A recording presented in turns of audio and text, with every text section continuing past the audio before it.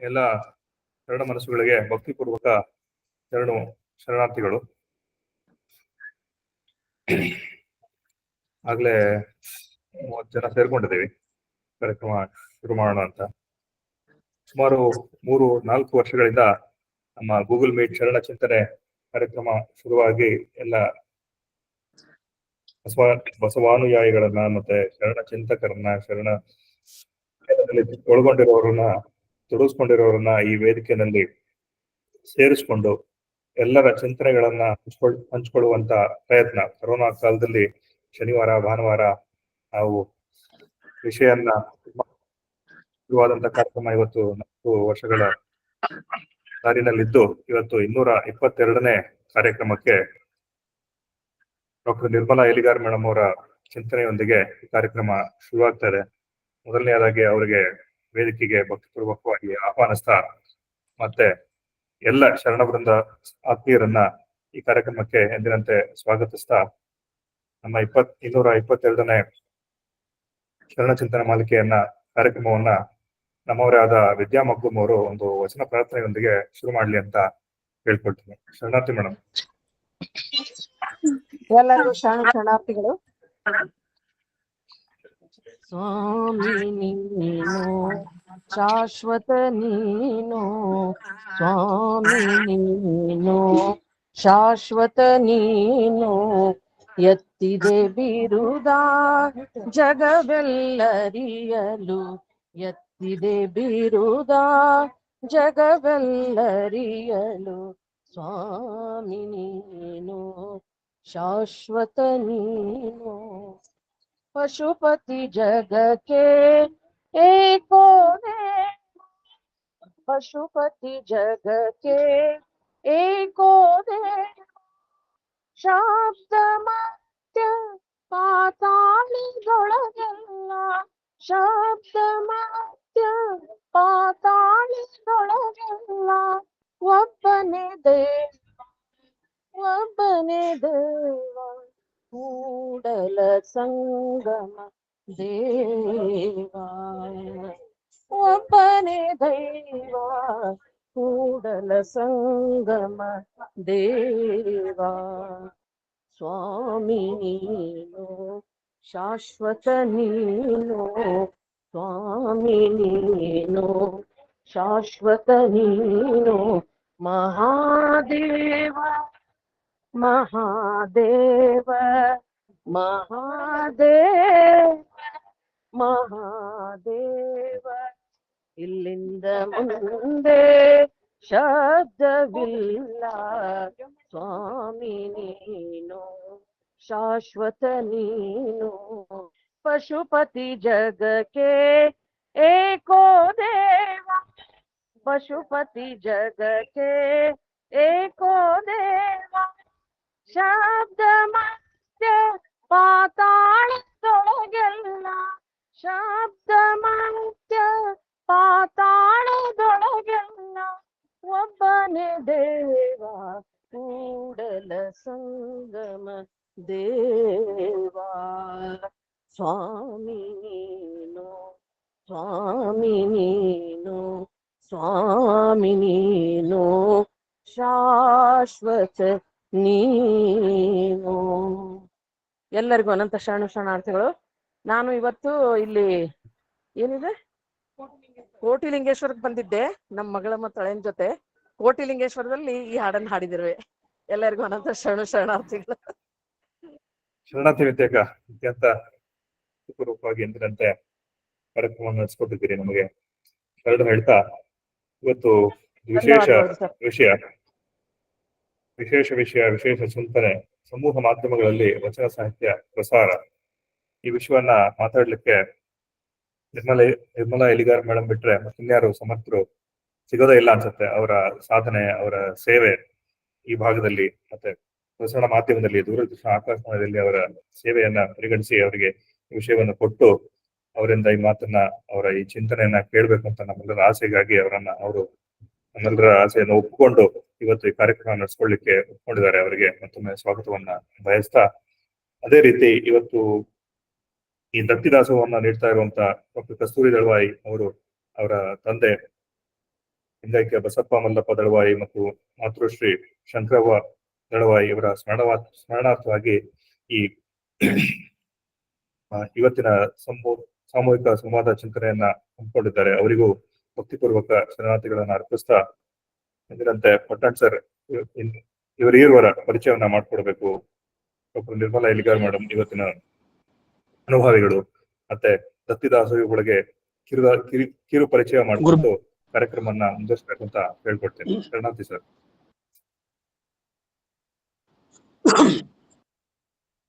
ಓಂ ಶ್ರೀ ಗುರು ಬಸವಲಿಂಗಾಯ ನಮಃ.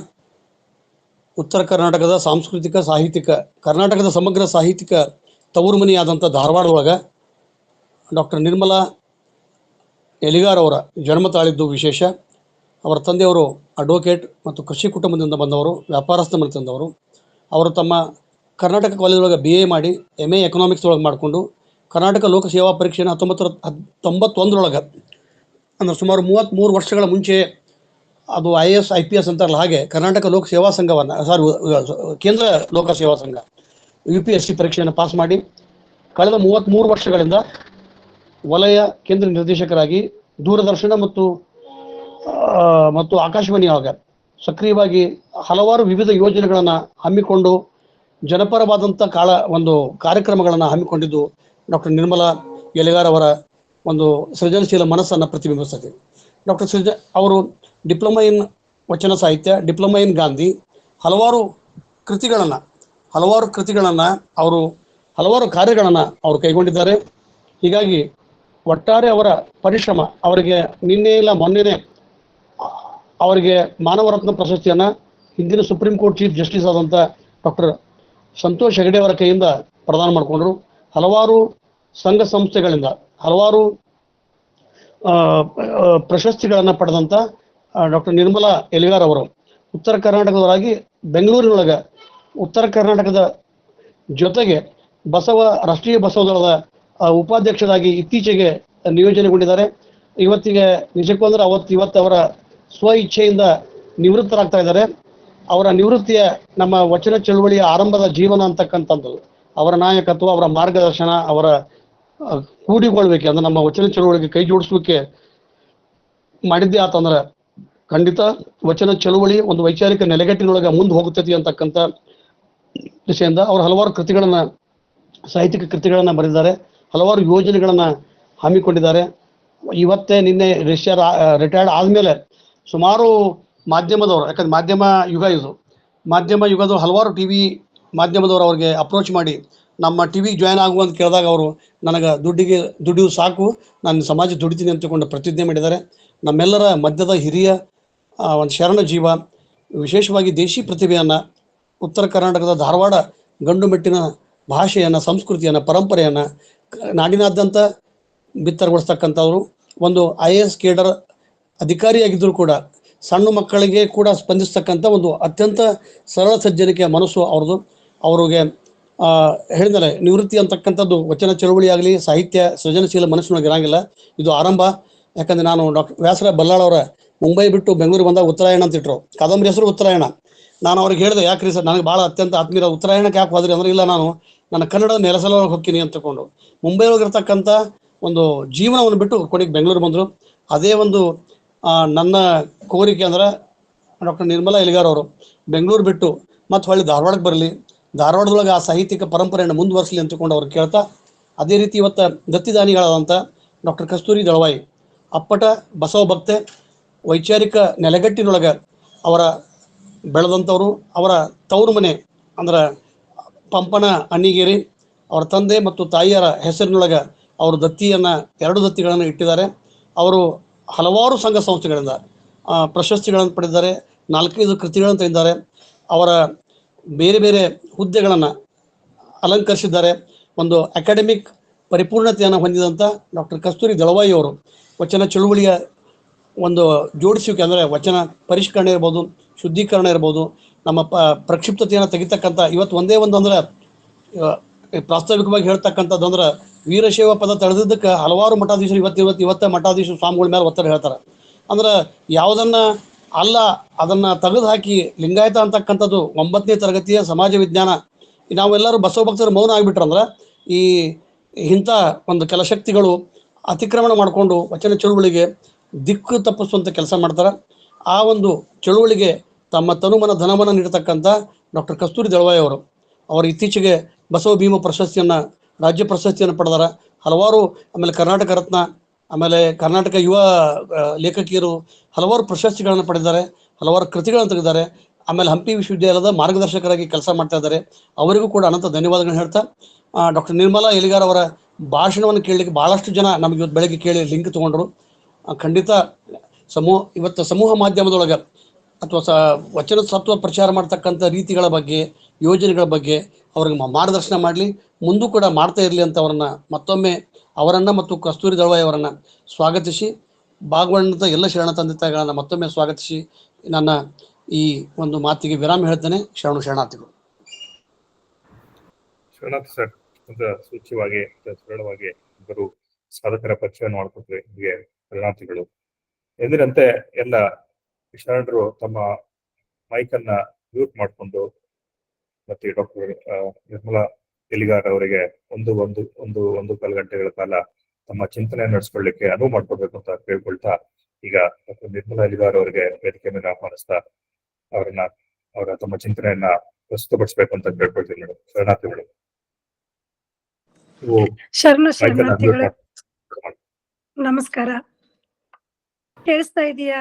ನನ್ನ ಧ್ವನಿ ಪರವಾಗಿಲ್ಲ ಅಂತ ಅಂದ್ಕೊಂಡಿದ್ದೀನಿ. ಕೇಳ್ತದೆ ಮೇಡಮ್. ಸರಿ ಇದೆ. ಮೊದಲು ಎಲ್ಲ ವಚನ ಚಳುವಳಿಯಲ್ಲಿ ಮತ್ತು ವೈಚಾರಿಕ ನೆಲೆಯಲ್ಲಿ ನಂಬಿಕೆ ಇಟ್ಟು ಬಸವ ಅನುಯಾಯಿಗಳಾದಂತಹ ಶರಣ ಸಾಹಿತ್ಯಕ್ಕೆ ಮಾರು ಹೋದಂತ ಎಲ್ಲ ನನ್ನ ಶರಣ ಬಳಗಕ್ಕೆ ಮೊದಲು ಶರಣಾರ್ಥಿಗಳು. ಈಗ ನನಗೆ ಕೊಟ್ಟಿರುವಂತಹ ವಿಷಯ, ನಮ್ಮ ಪಟ್ಟಣ್ ಸರ್ ಅವರು ಒಂದು 2-3 ತಿಂಗಳ ಹಿಂದೆನೆ ಬೆಂಗಳೂರಿನ ಇದರಲ್ಲಿ ಪ್ಯಾಲೇಸ್ ಗ್ರೌಂಡ್ ಅಲ್ಲಿ ಅಂಬೇಡ್ಕರ್ ಅವರ ಒಂದು ಸಂವಿಧಾನ ಉತ್ಸವ ಸಂದರ್ಭದಲ್ಲಿ ಸಿಕ್ಕಾಗ ಹೇಳಿದ್ರು, ಬಹುಶಃ ಅವರ ಒಂದು ಜೀವನ ಶೈಲಿ ಮತ್ತು ಜೀವಪರ ನೆಲೆ ನನಗೆ ಬಹಳ ಇಷ್ಟ ಆಗಿದೆ. ಹೀಗಾಗಿ ಅವರು ಆಗ್ಲೇನೆ ಹೇಳಿದಾಗ ನಾನು ಒಪ್ಕೊಂಡ್ಬಿಟ್ಟೆ. ಆಗಾಗ ನಮ್ಮ ಸುಧಾ ಪಾಟೀಲ್ ಅವರು ಬೆಳಗಾವಿಯಿಂದ ಆಗಾಗ ಎಚ್ಚರಿಸ್ತಾ ಇದ್ರು, ಮೇಡಮ್ ಹೀಗಿದೆ ಮೇಡಮ್, ಇನ್ನೂ 3 ತಿಂಗಳಿದೆ ಅಂತ ನಾನು ಹೇಳ್ತಾ ಇದ್ದೆ.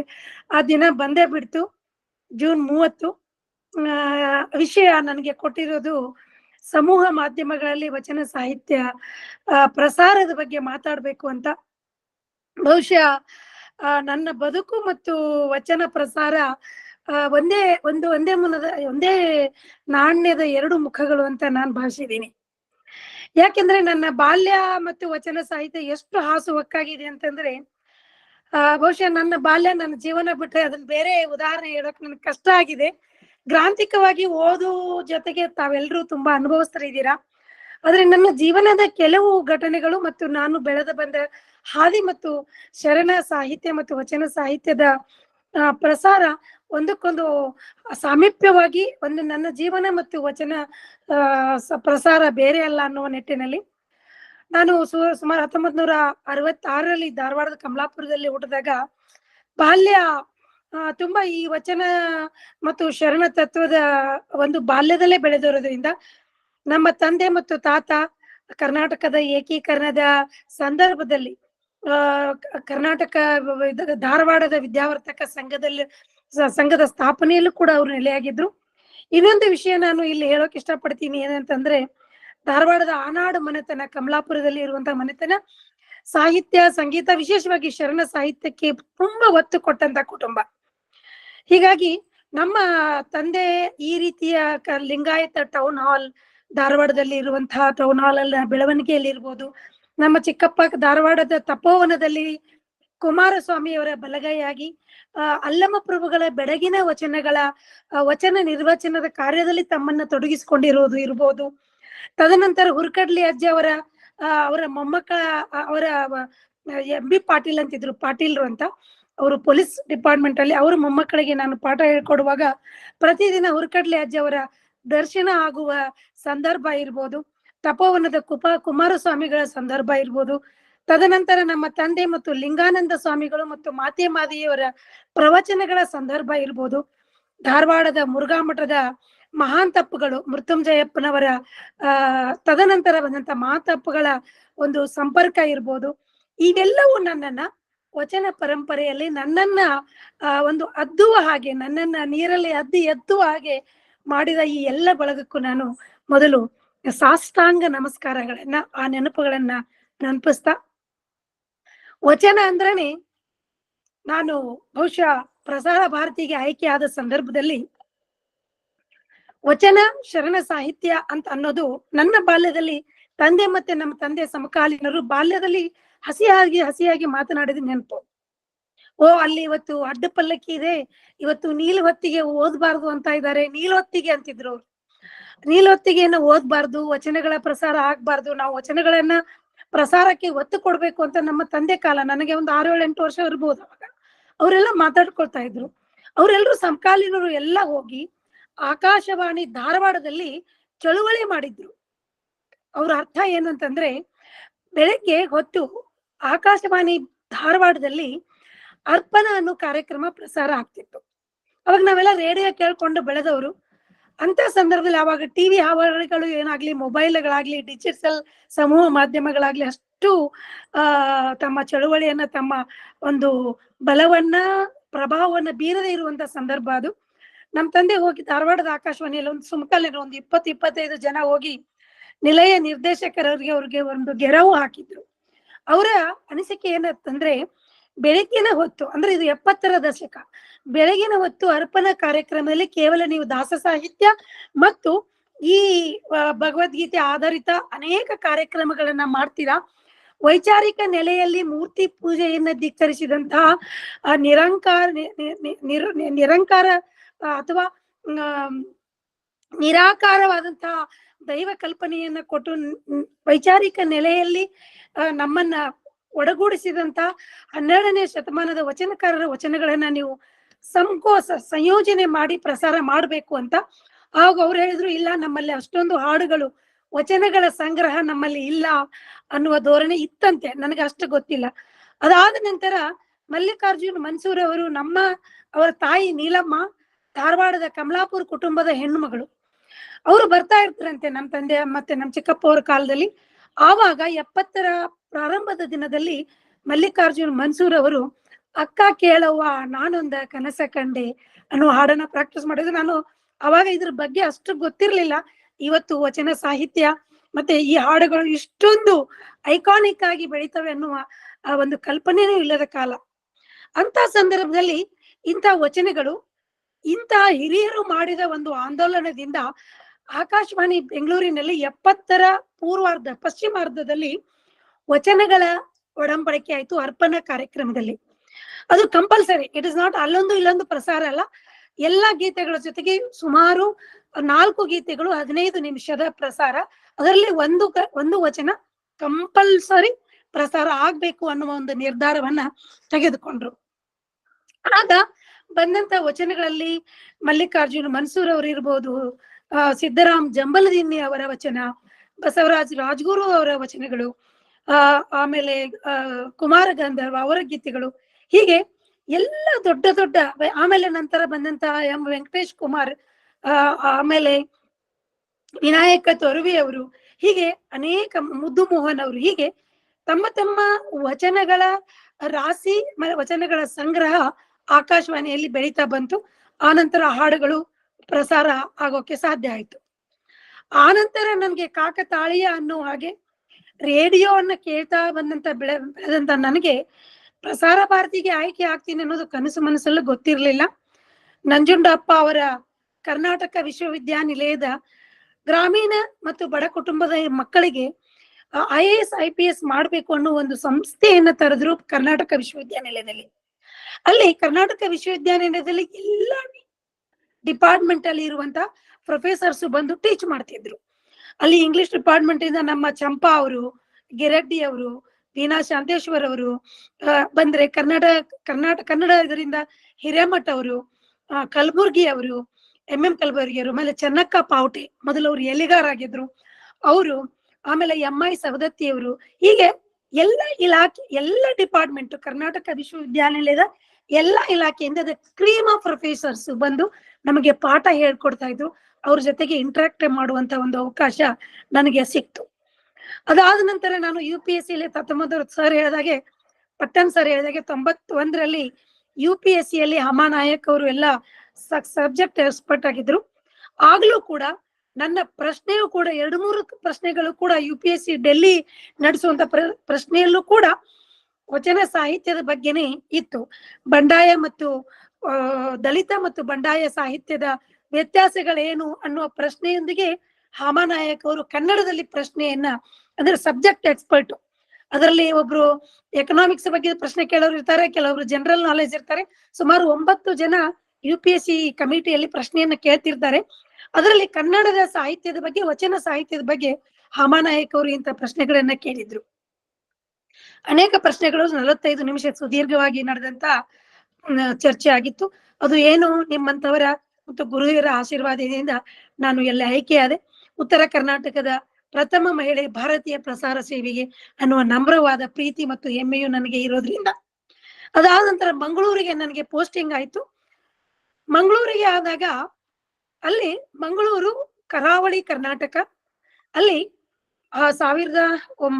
1991ರ ಪೂರ್ವಾರ್ಧದಲ್ಲಿ ಈ ವಚನ ಸಾಹಿತ್ಯ ಆಗ್ಲಿ, ಶರಣ ಸಾಹಿತ್ಯ ಆಗ್ಲಿ, ಗಂಧ ಗಾಳಿ ಏನು ಇಲ್ಲದ ಒಂದು ಪ್ರದೇಶ ಅದು. ಅವರಿಗೆ ಲಿಂಗಾಯತ ಅಂದ್ರೆ ಏನು, ಒಂದು ಸಮಾಜ, ಲಿಂಗಾಯತ ಅನ್ನೋದೊಂದು ಸಮಾಜ ಇದೆ ಅನ್ನೋದೇ ಅವ್ರಿಗೆ ಗೊತ್ತಿರ್ಲಿಲ್ಲ.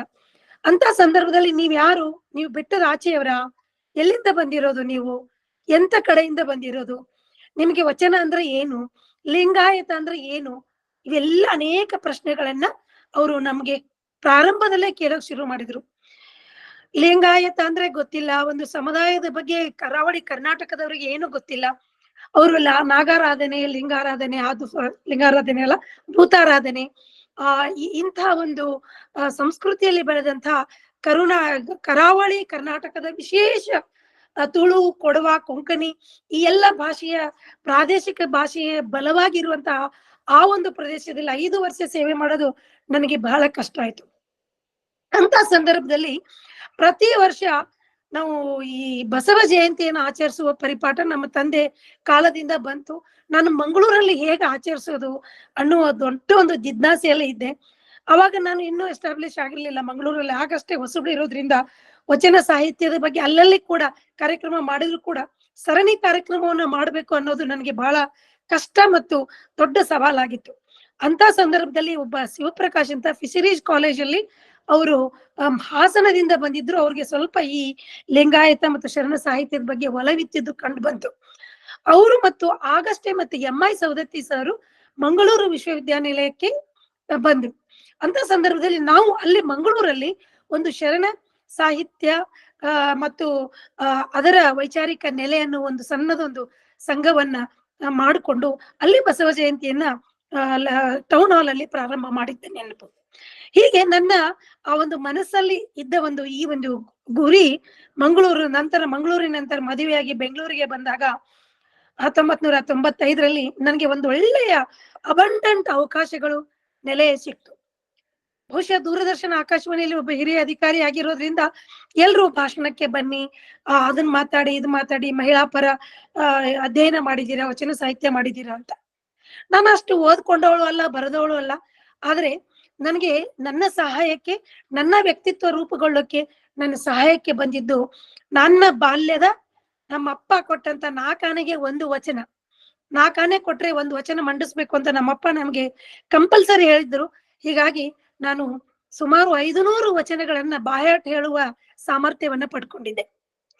ಈ 500 ವಚನಗಳನ್ನ ಬಾಯಾಟ್ ಮಾಡೋದ್ರಿಂದ ಮಹಾಂತಪ್ಪಗಳು ಮುರುಘಾ ಮಠದ ಜಾತ್ರೆಯಲ್ಲಿ ಯಾರು ಹೆಚ್ಚು ವಚನ ಕೊಡ್ತಿರಲ್ಲ ಅವ್ರಿಗೆ ಬೆಳ್ಳಿ ಪದಕ ಅಂತ 1984, 85, 86 ಸತತ 3 ವರ್ಷ ಮುರುಘಾ ಮಠದಲ್ಲಿ 500ಗಿಂತಲೂ ಹೆಚ್ಚು ವಚನಗಳ ಕಂಠಪಾಠವನ್ನ ಮಾಡಿ ಪ್ರಶಸ್ತಿಯನ್ನ ಪಡೆದ ಆ ಒಂದು ಶಕ್ತಿ, ಸಾಮರ್ಥ್ಯ ಇದೆಯಲ್ಲ, ಅದು ಎಂತ ಒಂದು ಡಯಾಸನ್ನು ಕೂಡ, ಎಂತ ಒಂದು ಸಿಚುವೇಶನ್ ಕೂಡ, ಎಂತ ಒಂದು ಪರಿಸ್ಥಿತಿಯನ್ನು ಕೂಡ ಎದುರಿಸುವ ಶಕ್ತಿಯನ್ನ ಇವತ್ತು ನಾನು ಇಷ್ಟು ಏನಾದ್ರೂ ಮಾತಾಡ್ತಾ ಇದ್ದೀನಿ, ಏನಾದ್ರೂ ಸಾಧನೆಯನ್ನ ಮಾಡಿದ್ದೀನಿ ನನ್ನ ಬದುಕಲ್ಲಿ ಒಂದು ಕಿಂಚೆತ್ತು ಅಂತ ಅನ್ನೋದಾದ್ರೆ ಬಹುಶಃ ನಾನು ಅಳವಡಿಸಿಕೊಂಡಂತಹ ಈ ವಚನ ಸಂಪತ್ತು, ಶರಣ ಸಂಸ್ಕೃತಿ ಮತ್ತು ವಚನ ಸಾಹಿತ್ಯ ಸಂಪತ್ತು ನನ್ನನ್ನ ಇಲ್ಲಿವರೆಗೂ ಬೆಳೆಸಿದೆ ಅಂತ, ಅದೇ ಏಕೈಕ ಸಂಪತ್ತು ಅಂತ ನಾನು ತುಂಬಾ ಹೆಮ್ಮೆಯಿಂದ ಪ್ರೀತಿಯಿಂದ ಹೇಳೋಕೆ ಇಷ್ಟಪಡ್ತಾ ಇದ್ದೀನಿ. ಈ ಒಂದು ಕಾರಣಕ್ಕಾಗಿ ನಾನು ಬೆಂಗಳೂರಿಗೆ ಬಂದಾಗ ಅಕಸ್ಮಾತ್ ನನ್ಗೆ ಎಸ್ ಪಿ ಬಾಲಸುಬ್ರಹ್ಮಣ್ಯಂ ಅವರು ಎದೆ ತುಂಬಿ ಹಾಡಿದೇನು ಅನ್ನೋ ಕಾರ್ಯಕ್ರಮ ಈ ಟಿವಿಯಲ್ಲಿ ಕೆನರಾ ಬ್ಯಾಂಕ್ ಮತ್ತು ಎಲ್ಲ ಬ್ಯಾಂಕ್ಗಳು, SBI ಬ್ಯಾಂಕ್ಗಳು ಸ್ಪಾನ್ಸರ್ ಮಾಡಿದಂತ ಕಾರ್ಯಕ್ರಮ. ಅದಕ್ಕೆ ಅಕಸ್ಮಾತ್ ನಾನು ಸಂದರ್ಶನಕ್ಕೆ ಆಕಾಶವಾಣಿಗಾಗಿ ಸಂದರ್ಶನಕ್ಕಾಗಿ SP ಬಾಲಸುಬ್ರಹ್ಮಣ್ಯಂ ಅವ್ರನ್ನ ಭೇಟಿಯಾಗಕ್ಕೆ ಹೋದಾಗ ಸಂದರ್ಶನ ಮಾಡಿ ಆಯ್ತು. ನನ್ನ ಹತ್ರ ಒಂದು ಸಣ್ಣ ಪುಸ್ತಕ ಇತ್ತು, ಬಸವಣ್ಣನವ್ರದ್ದು ಒಂದು ವಚನಗಳ ಒಂದು ಸಣ್ಣ ಪುಸ್ತಕ ಇತ್ತು ನನ್ನ ಪರ್ಸಲ್ಲಿ. ನಾನು SPB ಅವ್ರಿಗೆ ಆ ಪುಸ್ತಕವನ್ನ ನೆನಪಾಗಿ ಕೊಟ್ಟು, ಸರ್ ತಾವು ಎದೆ ತುಂಬಿ ಹಾಡಿದನು ಕಾರ್ಯಕ್ರಮವನ್ನ ತುಂಬಾ ಚೆನ್ನಾಗಿ ಪ್ರಾರಂಭ ಮಾಡಿದೀರ, ಅವಾಗಷ್ಟೇ ಒಂದು 15-20 ಎಪಿಸೋಡ್ ಆಗಿತ್ತು, ಚೆನ್ನಾಗಿ ಪ್ರಸಾರ ಆಗ್ತಾ ಇದೆ, ಅದನ್ನ ಒಂದು ವಚನದಿಂದ ನೀವು ಶುರು ಮಾಡಿದ್ರೆ, ಅದು ಫಸ್ಟ್ ವಚನದ ಏನಿತ್ತು ಅಂದ್ರೆ, ದಯವಿಲ್ಲದ ಧರ್ಮ ಅದಾವುದಯ್ಯ, ದಯವೇ ಬೇಕು ಸಕಲ ಪ್ರಾಣಿಗಳಲ್ಲಿ, ದಯವೇ ಧರ್ಮದ ಮೂಲವಯ್ಯ. ಆ ಒಂದು ವಚನದಿಂದ ಪುಸ್ತಕ ಶುರು ಆಯ್ತು. ಅದು ಯಾವುದು ಅಂತ ನೆನಪಿಲ್ಲ, ಅದು 28 ವರ್ಷದ ಹಿಂದೆ. ಅವರು ಆ ಪುಸ್ತಕವನ್ನ ತೆಗೆದುಕೊಂಡು ಓದ್ಬಿಟ್ಟು ಮುಂದಿನ ನನ್ನ ದೂರದರ್ಶನ ಈ ಟಿವಿಯಲ್ಲಿ ಪ್ರಸಾರ ಆಗುವ ಎದೆ ತುಂಬಿ ಹಾಡಿದಿನೋ ಕಾರ್ಯಕ್ರಮದಲ್ಲಿ ವಚನದಿಂದ ಪ್ರಾರಂಭವಾಗ್ತೀನಿ, ಅದ್ಭುತವಾಗತ್ತೆ. ನಾನು ನನ್ನ ಶ್ರುತಿ ಇಲ್ದೇನೆ ಅದನ್ನ, ಅಂದ್ರೆ ತುಂಬಾ ಸಂಗೀತದ ಆರ್ಭಟ ಇಲ್ಲದೇನೆ ಶುರು ಮಾಡ್ತೀನಿ, ಯಾಕೆಂದ್ರೆ ಇದು ಸಾಹಿತ್ಯದ ಒಂದು ಮೂಲ, ಇದಕ್ಕೆ ಸಂಗೀತ ಅಷ್ಟು ಬೇಡಕ್ಕಾಗಿಲ್ಲ ಅಂತ ಅವ್ರು ಶುರು ಮಾಡಿದ್ರು. ಹಾಗೆ ಉತ್ತರ ಕರ್ನಾಟಕದ ನಮ್ಮ ಜನ ಅದನ್ನ ತುಂಬಾ ಪ್ರೀತಿಸೋಕೆ ಶುರು ಮಾಡಿದ್ರಿ. ಅಂತ ಅದ್ಭುತವಾದಂತಹ ಇದೇ ತುಂಬೆ ಹಾಡಿದೇನು ನೀವು ಗಮನಿಸಿರ್ಬೋದು. ಅದರಲ್ಲಿ SPB ಅವರ ಒಂದು ಅದ್ಭುತವಾದ ವಚನದಿಂದಾಗಿ ಎಲ್ಲಾ ಎಪಿಸೋಡ್ಗಳು ಪ್ರಾರಂಭ ಆಗ್ತಾ ಇದ್ವು. ಹೀಗೆ ಆ ವಚನಗಳ ಒಂದು ಅಳುಕು ಇತ್ತು. ಪ್ರಾರಂಭದ ದಿನದಲ್ಲಿ ಪ್ರಸಾರ ಭಾರತಿಯಲ್ಲಿ, ಪ್ರಸಾರ ಮಾಧ್ಯಮದಲ್ಲಿ ವಚನ ಸಾಹಿತ್ಯದ ಬಗ್ಗೆ ನಿರ್ಭಡೆಯಿಂದ ಮಾತನಾಡಬಹುದಾ ನಾನು ಅನ್ನೋ ಒಂದು ಅಳುಕು ಸೃಷ್ಟಿಯಾಗಿತ್ತು. ಅದನ್ನು ಯಾರು, ಯಾಕೆ, ಯಾವಾಗ ಸೃಷ್ಟಿ ಮಾಡಿದ್ರು ನನಗಂತೂ ಗೊತ್ತಿರ್ಲಿಲ್ಲ. ಬಟ್ ಎಲ್ಲ ಒಂದ್ ಕಡೆ ಮುಜುಗರ ಇತ್ತು. ನಾನು ಲಿಂಗಾಯತ ಅಂತ ಹೇಳ್ಕೊಳ್ಳೋದೆ ನನ್ನನ್ನು ಮತ್ತೆ ಎಲ್ಲೂ ಮೂಲೆಗುಂಪು ಏನೋ ಒಂದು ಅಳುಕು ಅಂತ ಸಂದರ್ಭದಲ್ಲಿ ಆಗ ಶುರು ಆಯ್ತು. ನಾವು ಮತ್ತು ಕಲಬುರ್ಗಿ ಅವರು, ಆಮೇಲೆ ಗೋರು ಚನ್ನಬಸಪ್ಪನವರು, ಆಮೇಲೆ ವಿದ್ಯಾಶಂಕರ್ ಅವರು ಎಲ್ಲ ಶರಣರನ್ನ ಕೂಡಿಸ್ಕೊಂಡು ಆಕಾಶವಾಣಿ ಬೆಂಗಳೂರಲ್ಲಿ ಸೇರಿಸಿ ವಚನ ಸಾಹಿತ್ಯದಲ್ಲಿ ಇರುವಂತ ಅನೇಕ ವಿಚಾರ ನೆಲೆಯಲ್ಲಿ ಇರುವಂತ 52 ವಿಷಯಗಳನ್ನ ಆಯ್ಕೆ ಮಾಡಿ ಅದರಲ್ಲಿಗೆ ಸಂಬಂಧಪಟ್ಟ ಗೇಯ ವಚನಗಳು ಅಂದ್ರೆ ಸ್ವರ ವಚನಗಳನ್ನ ಆಯ್ಕೆ ಮಾಡಿ ಅದಕ್ಕೆ ಸಂಗೀತವನ್ನ ಅಳವಡಿಸಿ ನಾವು ಪ್ರಸಾರ ಮಾಡೋದು. ಅದರ ಹೆಸರು ಅಮೃತ ಸಿಂಚನ ಅಂತ ಹೆಸರಿಡೋಣ ಅಂತ ನಿರ್ಧಾರ ಆಯ್ತು. ಅದಕ್ಕೆ ಸ್ಕ್ರಿಪ್ಟ್ ಬರೆದು ಕೊಡೋಕ್ ಬೇಕಲ್ಲ, ಹಾಗಾಗಿ ಅದಕ್ಕೊಂದು ಸಮಿತಿ ಮಾಡಿ ನಮ್ಮ ಚಿದಾನಂದ ಮೂರ್ತಿ ಅವರು, ಆಮೇಲೆ S ವಿದ್ಯಾಶಂಕರ್ ಅವರು, ಗೋರು ಚನ್ನಬಸಪ್ಪನವರು, ಹೀಗೆ ಕಲಬುರ್ಗಿ ಅವರು, ಇವರೆಲ್ಲರೂ ಸೇರಿ ನಾವು ಒಂದು ಸಮಿತಿಯನ್ನ ಮಾಡಿ ವಿಷಯಗಳ ಆಯ್ಕೆ ಮಾಡ್ಕೊಂಡಿವಿ. ಆಕಾಶವಾಣಿ ರಾಜ್ಯ ಮಟ್ಟದಲ್ಲಿ ಪ್ರಸಾರ ಆಗ್ಬೇಕು ಅಂತ. ಅದಕ್ಕೆ ಸಂಯೋಜನೆಗೆ, ವಚನಗಳ ಆಯ್ಕೆಗೆ, ವಚನಗಳ ವಿಷಯ ಏನ್ ಮಾಡ್ಕೊಂಡಿವಿ ಅಂದ್ರೆ ವಚನ ಸಾಹಿತ್ಯ ಮತ್ತು ಪ್ರಾಣಿ ದಯೆ, ವಚನ ಸಾಹಿತ್ಯ ಮತ್ತು ಮಹಿಳೆ, ವಚನ ಸಾಹಿತ್ಯದಲ್ಲಿ ಅಲಂಕಾರ, ವಚನ ಸಾಹಿತ್ಯದಲ್ಲಿ ಸ್ವರ, ವಚನ ಸಾಹಿತ್ಯದಲ್ಲಿ ಸಂಗೀತದ ಕಲ್ಪನೆ, ವಚನ ಸಾಹಿತ್ಯದಲ್ಲಿ ಮಹಿಳಾ ಪರ ಚಿಂತನೆಗಳು, ವಚನ ಸಾಹಿತ್ಯದಲ್ಲಿ ಮೂಢನಂಬಿಕೆಗಳ ವಿರೋಧ, ವಚನ ಸಾಹಿತ್ಯದಲ್ಲಿ ಸಾಮಾಜಿಕ ಕಳಕಳಿ, ವಚನ ಸಾಹಿತ್ಯ ಮತ್ತು ಜಾತಿ ನಿಂದನೆ, ವಚನ ಸಾಹಿತ್ಯ ಮತ್ತು ಜ್ಯೋತಿಯ ಕಲ್ಪನೆ, ವಚನ ಸಾಹಿತ್ಯ ಮತ್ತು ಮಾತಿನ ವಿಸ್ತೀರ್ಣ, ಮಾತಿನ ನೆಲೆಗಳು, ಹೀಗೆ ಸುಮಾರು 52 ವಿಷಯಗಳ ಆಯ್ಕೆ ಮಾಡಿ ಆ ವಿಷಯಕ್ಕೆ ಸಂಬಂಧಿಸಿದ 6 ವಚನಗಳು. ಪ್ರಾಣಿ ದಯೆ, ವಚನ ಮತ್ತು ವಚನಕಾರರಲ್ಲಿ ಪ್ರಾಣಿ ದಯೆ, ವಚನಕಾರರಲ್ಲಿ ನಿಸರ್ಗ, ಪ್ರಕೃತಿ, ಇವನ್ನೆಲ್ಲ ಆಯ್ಕೆ ಮಾಡಿ, ಈಗ ಒಂದು ಉದಾಹರಣೆ ಹೇಳೋದಾದ್ರೆ ವಚನ ಸಾಹಿತ್ಯದಲ್ಲಿ ಪ್ರಾಣಿ ದಯೆ, ಪ್ರಾಣಿಗೆ ಸಂಬಂಧಪಟ್ಟಾಗಿ ಅಂದ್ರೆ ಪ್ರಾಣಿ ದಯೆಗೆ ಸಂಬಂಧಪಟ್ಟಾಗಿ ಎಲ್ಲ ವಚನಕಾರರು ಏನೇನ್ ಮಾತಾಡ್ತಾರೆ ಅನ್ನೋದನ್ನ ಒಬ್ಬೊಬ್ಬ ವಚನಕಾರರ ಒಂದು ವಚನವನ್ನ ಆರಿಸ್ಕೊಂಡು ಅದಕ್ಕೆ ಸಂಗೀತ ಸಂಯೋಜನೆಯನ್ನ ಮಾಡಿಸೋದು. ಸಂಗೀತ ಸಂಯೋಜನೆಯಲ್ಲಿ ಹಾಡುಗಾರರು, ಅದರಲ್ಲಿ ಹೊಸಬರು ಮತ್ತು ಹೊಸ ಹಾಡುಗಾರರು ಮತ್ತು ಹಳೆಯ ಸಂಗೀತಗಾರರು ಅಂದ್ರೆ ಗಾಯಕರನ್ನ ಆಯ್ಕೆ ಮಾಡಿದ್ವಿ. ಸುಮಾರು 300ಗಿಂತಲೂ ಹೆಚ್ಚು ಗಾಯಕರು ಅದರಲ್ಲಿ ಹಾಡಿದ್ರು. ಸುಮಾರು 26ಗಿಂತ ಹೆಚ್ಚು ಲೇಖಕರು ಅದರಲ್ಲಿ ಭಾಗವಹಿಸಿದ್ರು. ಆ ಸಂಗೀತ ಕಾರ್ಯಕ್ರಮ ವಚನ ಸಿಂಚನ ಎಷ್ಟು ಎಷ್ಟು ಜನರಿಗೆ ತಲುಪ್ತು ಅಂತಂದ್ರೆ, ವಚನದಲ್ಲಿ ಇಷ್ಟೊಂದು ವೈಚಾರಿಕ ನೆಲೆ ಇದೆಯಾ, ಸತತವಾಗಿ ಪ್ರಚಲಿತ ಕೊಡುವಂತ ಇಷ್ಟು ವಿಷಯಗಳು ವಚನದಲ್ಲಿ ಇದೆಯಾ ಅಂತ ಜನರು ಕಣ್ಣು ತೆರೆಸುವಂತಹ ಒಂದು ಕಾರ್ಯಕ್ರಮ ಸರಣಿ ಅದಾಯ್ತು. ಅದೇ ಸಂದರ್ಭದಲ್ಲಿ ನಮ್ಮ ವಚನ ಬಸವ ಸಮಿತಿಯನ್ನ ಇವತ್ತು ನೆನೆಸ್ಕೊಳ್ಳೇಬೇಕು. ಅವಾಗ ಬಹುಶಃ BD ಜತ್ತಿಯವರ 75 ವರ್ಷದ ಸಂದರ್ಭ ಅನ್ಸತ್ತೆ. ಅವಾಗ ರೇಣುಕಾ ಪ್ರಸಾದ್ ಅವರು, ಅಂದ್ರೆ ನಮ್ಮ ಶಿವಪ್ರಸಾದ್ ಶಿವಮೂರ್ತಿ ಸ್ವಾಮೀಜಿ, ಶಿವಮೂರ್ತಿಗಳ ಮಗ ಇನ್ನೊಬ್ರು HS ರೇಣುಕಾ ಪ್ರಸಾದ್ ಅಂತ, ಅವ್ರು HS ಶಿವಪ್ರಕಾಶ್ ಅವರು ಕೂಡ ಹೌದು. ಅವರು ಮತ್ತು ಅರವಿಂದ್ ಜತ್ತಿ ಅವರು ಆಕಾಶವಾಣಿಯಲ್ಲಿ ನನ್ನನ್ನು ಹುಡುಕ್ತಾ ಬಂದ್ರು. ಯಾಕಂದ್ರೆ ಕಾರ್ಯಕ್ರಮದ ಪರಿಕಲ್ಪನೆ ಮತ್ತು ನಿರ್ಮಾಣ ಅಂತ ಬರ್ತಾ ಇತ್ತು ಆಕಾಶವಾಣಿಯಲ್ಲಿ, ನಿರ್ಮಲಾ ಎಲಿಗಾರ್ ಅಂತ. ಇವ್ರು ಯಾರು ಇರ್ಬೋದು ಅಂತ ಅವರು ಬಂದ್ರು. ಅವ್ರಿಗೆ ಬೇಕಾಗಿದ್ದು ಆಕ್ಚುಲಿ ಅವರ ತಂದೆಯ ಧ್ವನಿ ಮತ್ತು ಅವರು ಕಾರ್ಯಕ್ರಮಗಳಲ್ಲಿ ಭಾಗವಹಿಸಿದ ಧ್ವನಿ ಸಂಗ್ರಹ ನಮ್ಮಲ್ಲಿ ಇರೋದ್ರಿಂದ ಅದನ್ನ ಕೊಡೋಕ್ ಸಾಧ್ಯ ಆಗತ್ತಾ ಅಂತ ಬಂದ್ರು. ಅದೇ ಸಂದರ್ಭದಲ್ಲಿ ನಾನು ಅಮೃತ ಸಿಂಚನದ ಬಗ್ಗೆ ಅವ್ರಿಗೆ ಹೇಳಿದೆ, ಯಾಕೆ ಬಸವ ಸಮಿತಿಯವರು ಮುಂದೆ ಬರಬಾರ್ದು ಕಾರ್ಯಕ್ರಮಗಳ ಪ್ರಸಾರಕ್ಕೆ? ಯಾಕೆಂದ್ರೆ ನಾನೇ ಪ್ರಸಾರದ ಇನಿಶಿಯೇಟ್ ಮಾಡಿದ್ರೆ ಏನೋ ಒಂದು ಜ್ಯೋತಿಯ ಅವರ ಜಾತಿಯ ಒಂದು ಮೋಹ ಇರಬಹುದು ಅನ್ನುವ ಅನೇಕ ಪಟ್ಟಬದ್ಧ ಹಿತಾಸಕ್ತಿಗಳು ಕೂಡ ಕೆಲಸ ಮಾಡುವ ನಿಟ್ಟಿನಲ್ಲಿ ನಾನು ಅವ್ರಿಗೆ ಹೇಳಿದೆ, ನೀವು ಸ್ಪಾನ್ಸರ್ ಮಾಡಿದ್ರೆ ನಾವು ನಿರ್ಬಿಡೆಯಿಂದ ಇದಂತೆ ಅಂತೆಲ್ಲ ಪ್ರಸಾರ ಮಾಡ್ಬೋದು, ನಮ್ಮ ಧ್ವನಿಗೆ ಇನ್ನೂ ಗಟ್ಟಿತನ ಬರುತ್ತೆ ಅಂತ ಹೇಳಿದಾಗ ಅರವಿಂದ್ ಜತ್ತಿ ಅವರು ಅದೆಲ್ಲ ಏನಾಗತ್ತೆ ಅಕ್ಕ ಅವ್ರಿ ಅಂತ ಕೇಳಿದ್ರು. ಖರ್ಚು ಎಲ್ಲ ಅಂತ, ನೀವು ಪ್ರೊಡಕ್ಷನ್ ಕಾಸ್ಟ್ ಕೊಡಬಾರ್ದು, ಈ ವಚನಗಳ ಇದೆ, ಶ್ರಾವಣ ಮಾಸದಲ್ಲಿ ಇದನ್ನೇ ಪ್ರಸಾರ ಮಾಡೋಣ.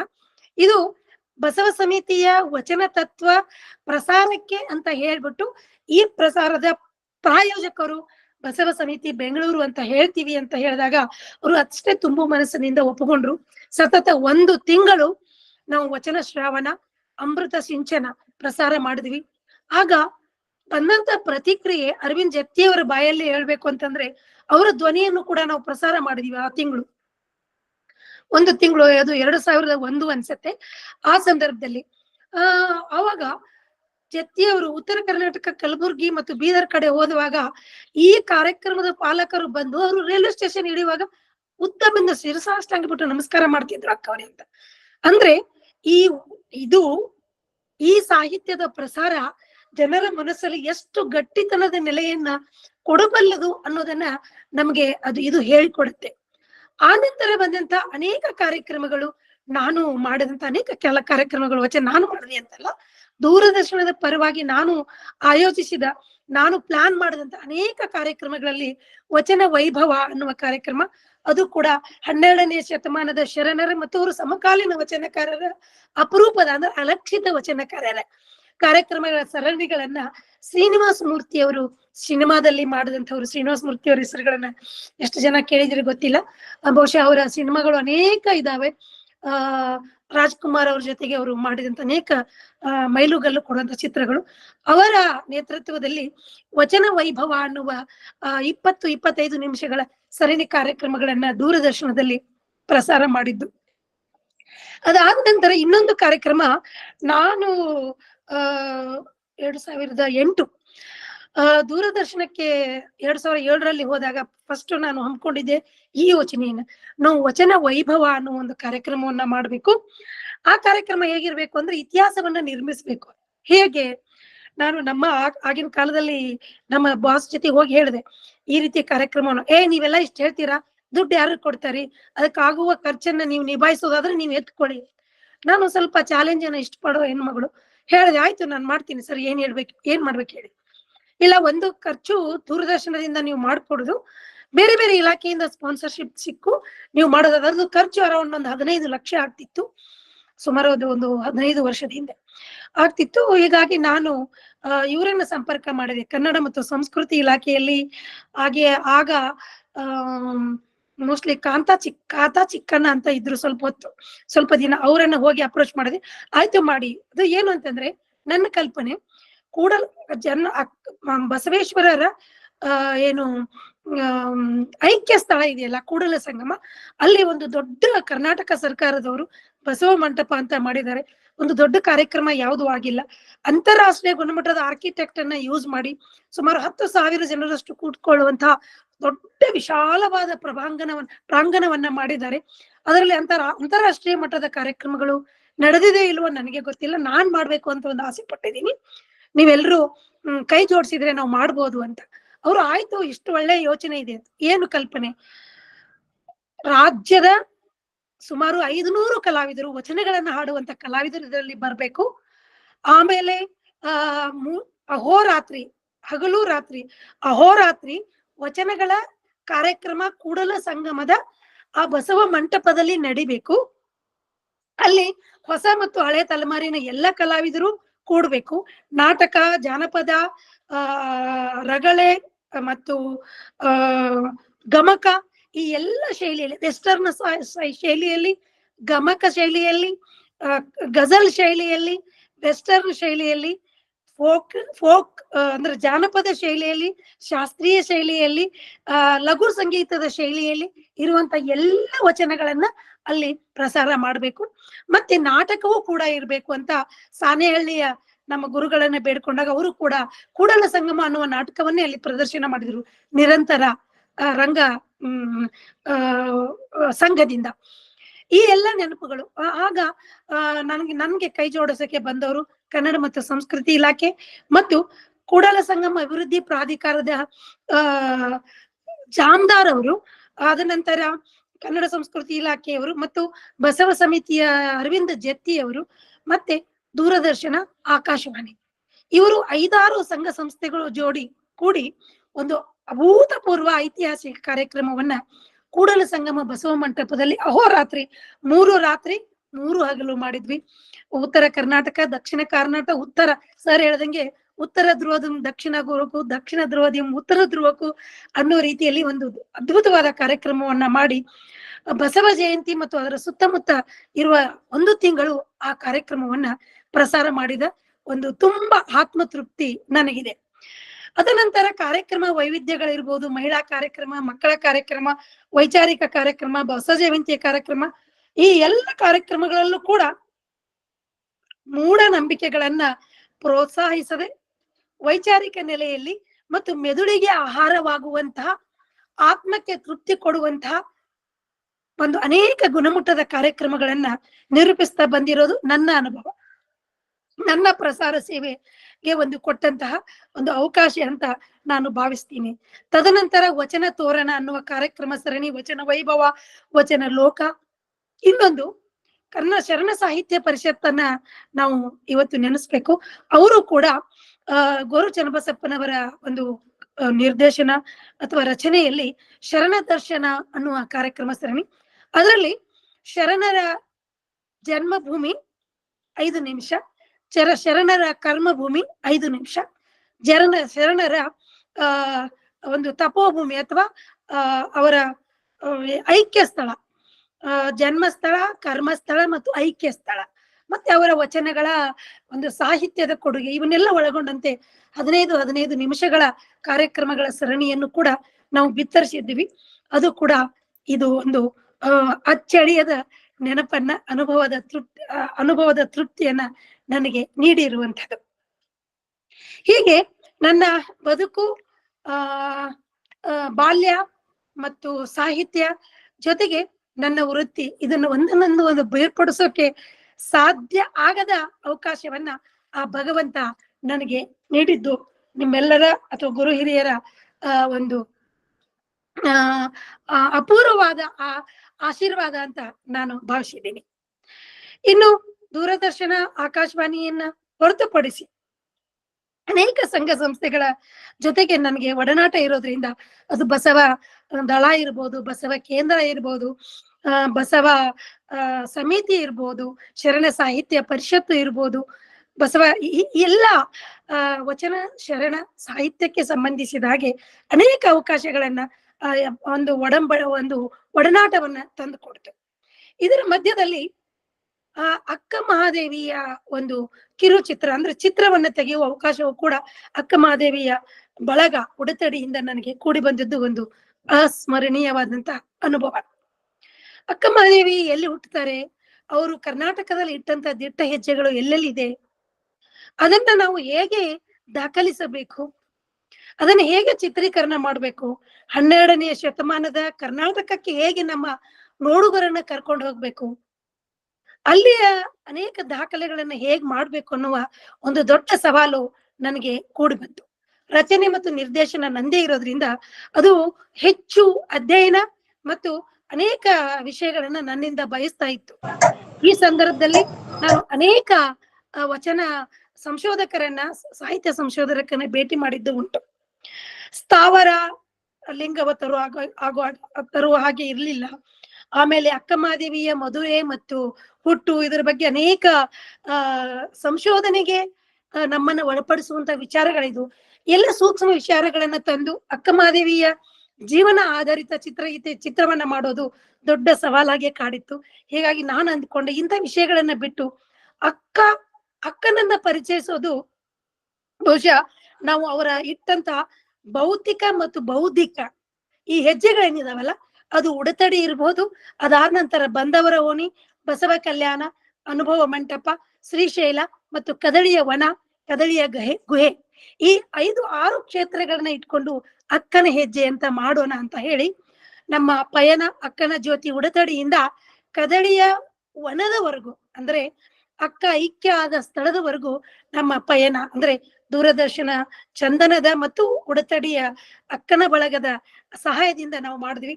ಅದು ಬಹಳ ಬಹಳ ಬಹಳ ಬಹಳ ನನ್ನ ಒಳಗಿನ ಅಕ್ಕನ ಅರಿವನ್ನ ಸ್ವಲ್ಪ ಹೊತ್ತಿಸೋಕೆ, ಆಂತರಿಕ ಒಂದು ಪ್ರಯಾಣಕ್ಕೆ ಅದು ಎಡೆ ಮಾಡಿಕೊಡ್ತು.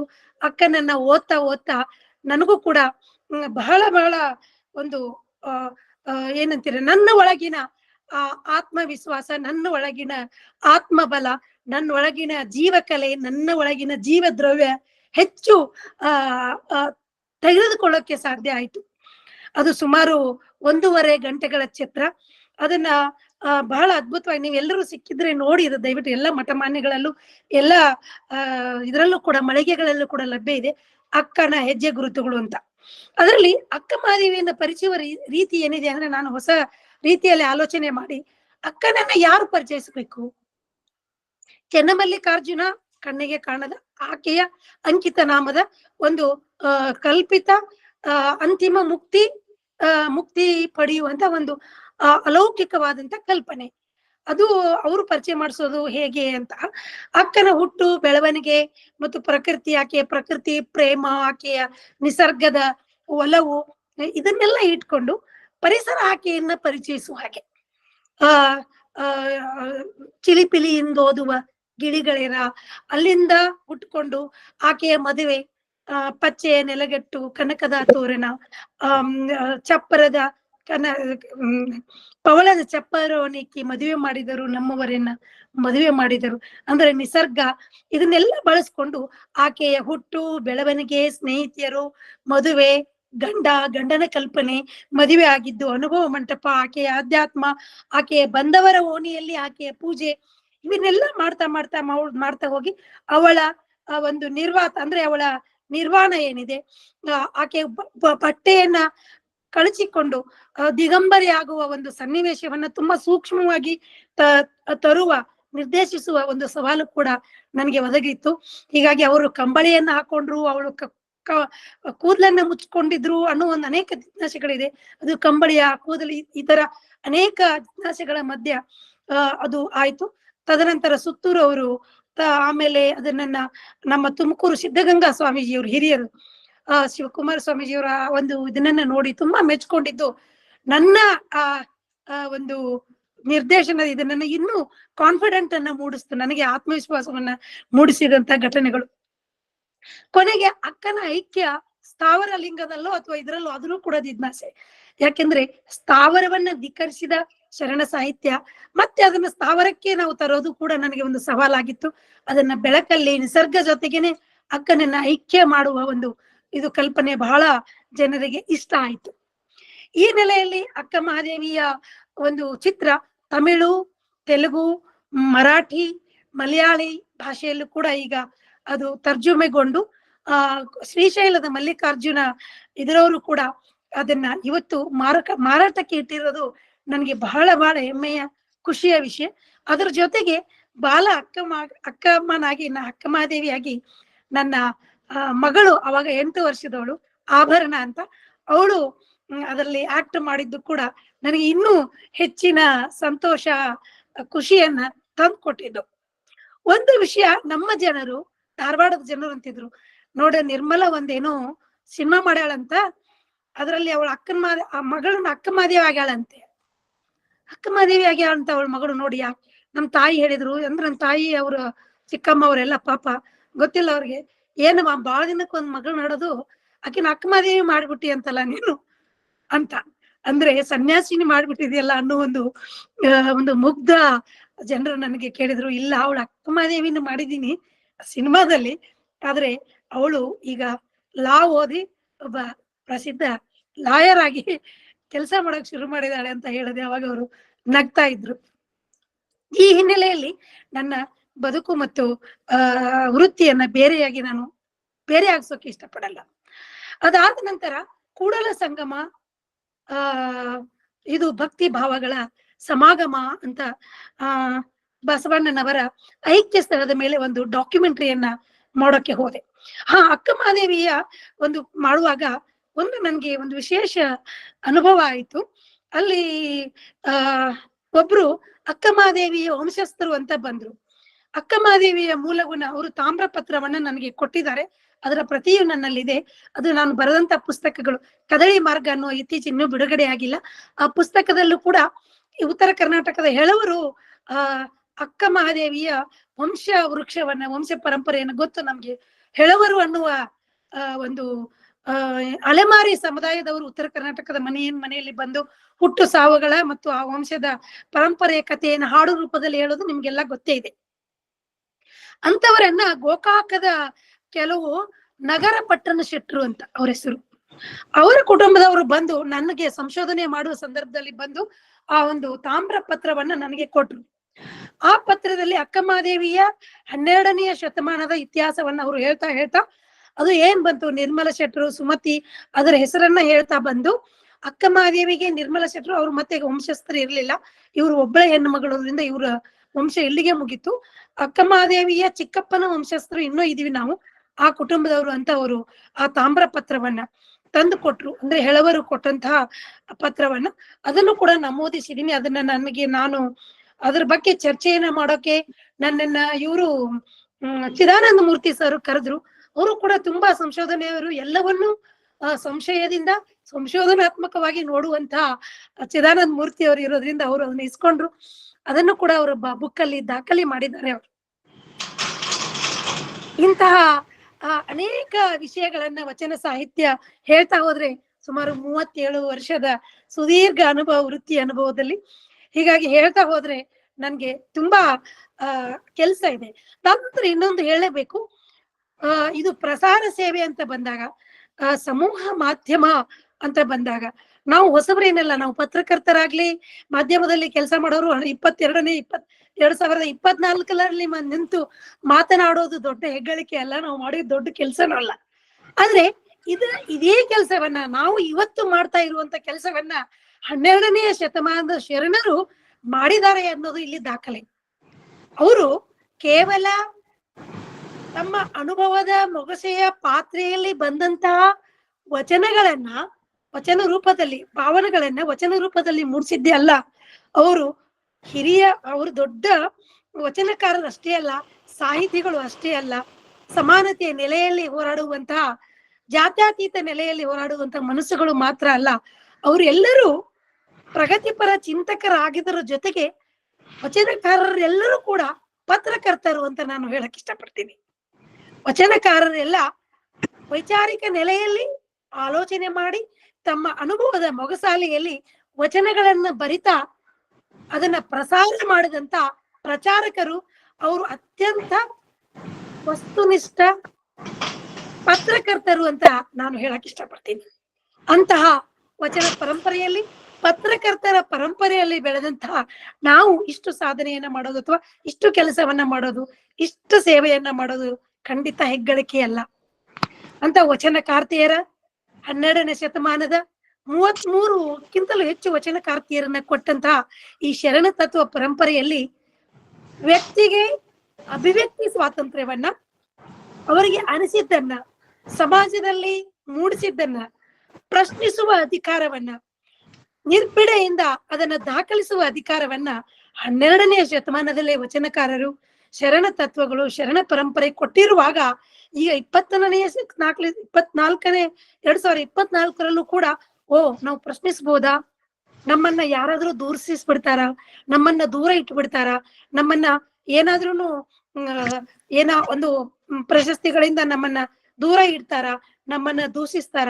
ನಮಗೆ ನೋಟಿಸ್ ಕೊಡ್ತಾರ ಅನ್ನುವ ಹೆದರಿಕೆ ಯುಗದಲ್ಲಿ ಇರುವಂತ ಈಗಲೂ ನಾವು ಹೆದರ್ತೀವಿ. ಆದ್ರೆ ಇಂಥ ಸ್ವಾತಂತ್ರ್ಯವನ್ನ 12ನೇ ಶತಮಾನದಲ್ಲಿಯೇ ನಮ್ಮ ವಚನಕಾರರು ಅಂದ್ರೆ ಪತ್ರಕರ್ತರು ಅಂತ ನಾನು ಹೇಳಕ್ಕೆ ಬಿಡ್ತೇನೆ, ಅವರು ಇದರ ಜೊತೆಗೆ ಈ ಕರ್ತೃತ್ವವನ್ನ ಆಧ್ಯಾತ್ಮ, ಮೋಕ್ಷ, ಸಾಮಾಜಿಕ ನೆಲೆ, ಸಾಮಾಜಿಕ ಚಿಂತನೆ, ಮೌಲ್ಯಗಳ ಜೊತೆಗೆ ಅವರು ಕಟ್ಕೊಳ್ಳೋಕೆ ಮತ್ತೆ ಪ್ರಸಾರ ಮಾಡೋಕೆ ಕಷ್ಟಪಟ್ಟು ದುಡಿದ್ರು ಅನ್ನೋದು ಇಲ್ಲಿ ಅದು ಒಂದು ವ್ಯತ್ಯಾಸದ ಬೆಲೆ.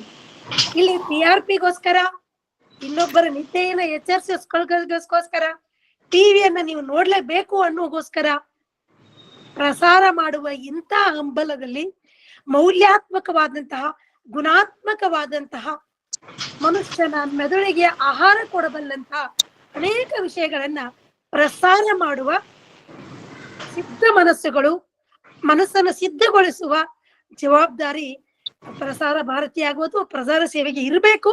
ಅದು ಆಗ್ಲೇಬೇಕಾದಂತ ಇವತ್ತಿನ ತುರ್ತು ಅವಶ್ಯಕತೆ ಅಂತ ನಾನು ಭಾವಿಸ್ತೇನೆ. ಈ ತುರ್ತು ಅವಶ್ಯಕತೆಗಳನ್ನ, ಗುಣಮಟ್ಟದ ಕಾರ್ಯಕ್ರಮಗಳನ್ನ ಪ್ರಸಾರ ಮಾಡ್ಬೇಕು ಅಂತಂದ್ರೆ ವಚನ ಸಾಹಿತ್ಯದತ್ತ ನಮ್ಮ ಈ ಪ್ರಚಲಿತ ವೃತ್ತಿಯಲ್ಲಿ ಇರುವಂತ ಪತ್ರಕರ್ತರು ಅಧ್ಯಯನ ಮಾಡ್ಬೇಕು. ವಚನಗಳ ಆಶಯಗಳನ್ನ ಅರ್ಥ ಮಾಡ್ಕೋಬೇಕು. ವಚನಗಳ ಆ ಸಾರವನ್ನ ತಾವು ತಿಳ್ಕೋಬೇಕು. ನಂತರ ಅವುಗಳ ಪ್ರಸಾರಕ್ಕೆ ಅವರೆಲ್ಲ ಕಂಕಣಬದ್ಧರಾಗಬೇಕು. ಆಗ ಮಾತ್ರ ಈ ತತ್ವಗಳು, ಯಾವತ್ತೂ ಪ್ರಚಲಿತ ಇರುವಂತಹ ಈ ಸಿದ್ಧಾಂತಗಳು, ತತ್ವಗಳು, ಮೌಲ್ಯಗಳು ಹೊಸ ಸಮಾಜವನ್ನ ಎಲ್ಲರನ್ನು ಗೌರವಿಸುವ, ವೃತ್ತಿಯನ್ನ ಗೌರವಿಸುವ, ತಮ್ಮನ್ನು ತಾವು ಪ್ರೀತಿಸುವ, ಜೀವನ ಒಂದು ಸಿದ್ಧಾಂತವನ್ನ ಗೌರವಿಸುವ ಸಮಾಜವನ್ನ ಕಲ್ಪಿಸಿಕೊಡೋಕೆ, ಕಟ್ಟಿಕೊಡೋಕೆ ಸಾಧ್ಯ ಆಗತ್ತೆ. ಅಂತ ನೆಲೆಯಲ್ಲಿ ವಚನಪೀಠ, ವಚನ ಅಧ್ಯಯನ ಇಂಥ ಕೆಲಸವನ್ನ ಮಾಡ್ತಾ ಇದ್ದೀರಾ. ಸುಮಾರು 300ಕ್ಕಿಂತಲೂ ಹೆಚ್ಚು, 310 ಕಾರ್ಯಕ್ರಮಗಳನ್ನ, ಶಿವಾನುಭವ ಕಾರ್ಯಕ್ರಮಗಳನ್ನ, ವಚನ ಪ್ರಸಾರದ ಕಾರ್ಯಕ್ರಮವನ್ನ ನೀವೆಲ್ಲ ಮಾಡ್ತಾ ಇದ್ದೀರಾ. ಈ ಡಿಜಿಟಲ್ ಯುಗವನ್ನ ಬಳಸ್ಕೊಂಡು ಆನ್ಲೈನ್ ವಚನದ ಪ್ರಸಾರದ ಕಾರ್ಯಕ್ರಮವನ್ನು ಹಮ್ಮಿಕೊಂಡಿದ್ದೀರಾ. ನನಗೆ ಹೆಚ್ಚು ಆಪ್ತವಾಗೋದು ಆಫ್ಲೈನ್ ಕಾರ್ಯಕ್ರಮಗಳು. ಹೆಚ್ಚು ಜನರನ್ನ ಸ್ಪರ್ಶಿಸಬಹುದು, ಅಂದ್ರೆ ಕೈ ಮುಟ್ಟಿ ನಮಸ್ಕಾರ ಮಾಡ್ಬೋದು, ಕೈ ಮುಟ್ಟಿ ಕೇಳ್ಕೋಬಹುದು, ಅವರವರ ಮುಖಗಳನ್ನ ಮಾತನಾಡಿಸ್ಬೋದು. ಹೀಗಾಗಿ ಆದಷ್ಟು ಬೇಗ ಈ ಶಿವಾನುಭವದಲ್ಲಿ, ಈ ವಚನದ ಕಾರ್ಯಕ್ರಮದಲ್ಲಿ ಭಾಗವಹಿಸಿದ ನಿಮ್ಮೆಲ್ಲರೂ ನಾನು ಆದಷ್ಟು ಬೇಗ ಮುಖಾಮುಖಿ ಆಗುವ ಸಂದರ್ಭ ಬರಲಿ ಅಂತ ಆಶಿಸ್ತೀನಿ. ನಿಮ್ಗೆಲ್ಲರ ಒಂದು ನಾನು ಆಶೀರ್ವಾದವನ್ನ, ಒಂದು ಹರಕೆಯನ್ನ, ಹಾರೈಕೆಯನ್ನ ಮತ್ತು ನಿಮ್ಮೆಲ್ಲರ ಶಕ್ತಿಯನ್ನ ಬಯಸ್ತೀನಿ. ಬಸವ ಪೀಠದ ಒಂದು ಹೊಸ ಜವಾಬ್ದಾರಿಯನ್ನ ನನಗೆ ವಹಿಸಿದ್ದಾರೆ. ಈಗಾಗಲೇ ನಮ್ಮ ಪಟ್ಟಣ ಸರ್, ಶಶಿಕಾಂತ್ ಪಟ್ಟಣ ಸರ್ ಹೇಳಿದ್ದಾರೆ, ರಾಷ್ಟ್ರೀಯ ಬಸವ ದಳದ ಉಪಾಧ್ಯಕ್ಷೆಯನ್ನಾಗಿ ಮಾಡಿದ್ದಾರೆ.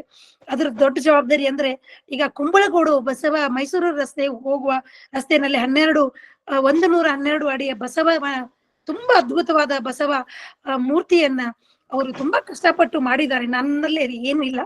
ಈಗ ಅದನ್ನ ಉದ್ಘಾಟನೆಗೆ ಸಿದ್ಧವಾಗಿ ನಿಂತ್ಕೊಂಡಿದೆ.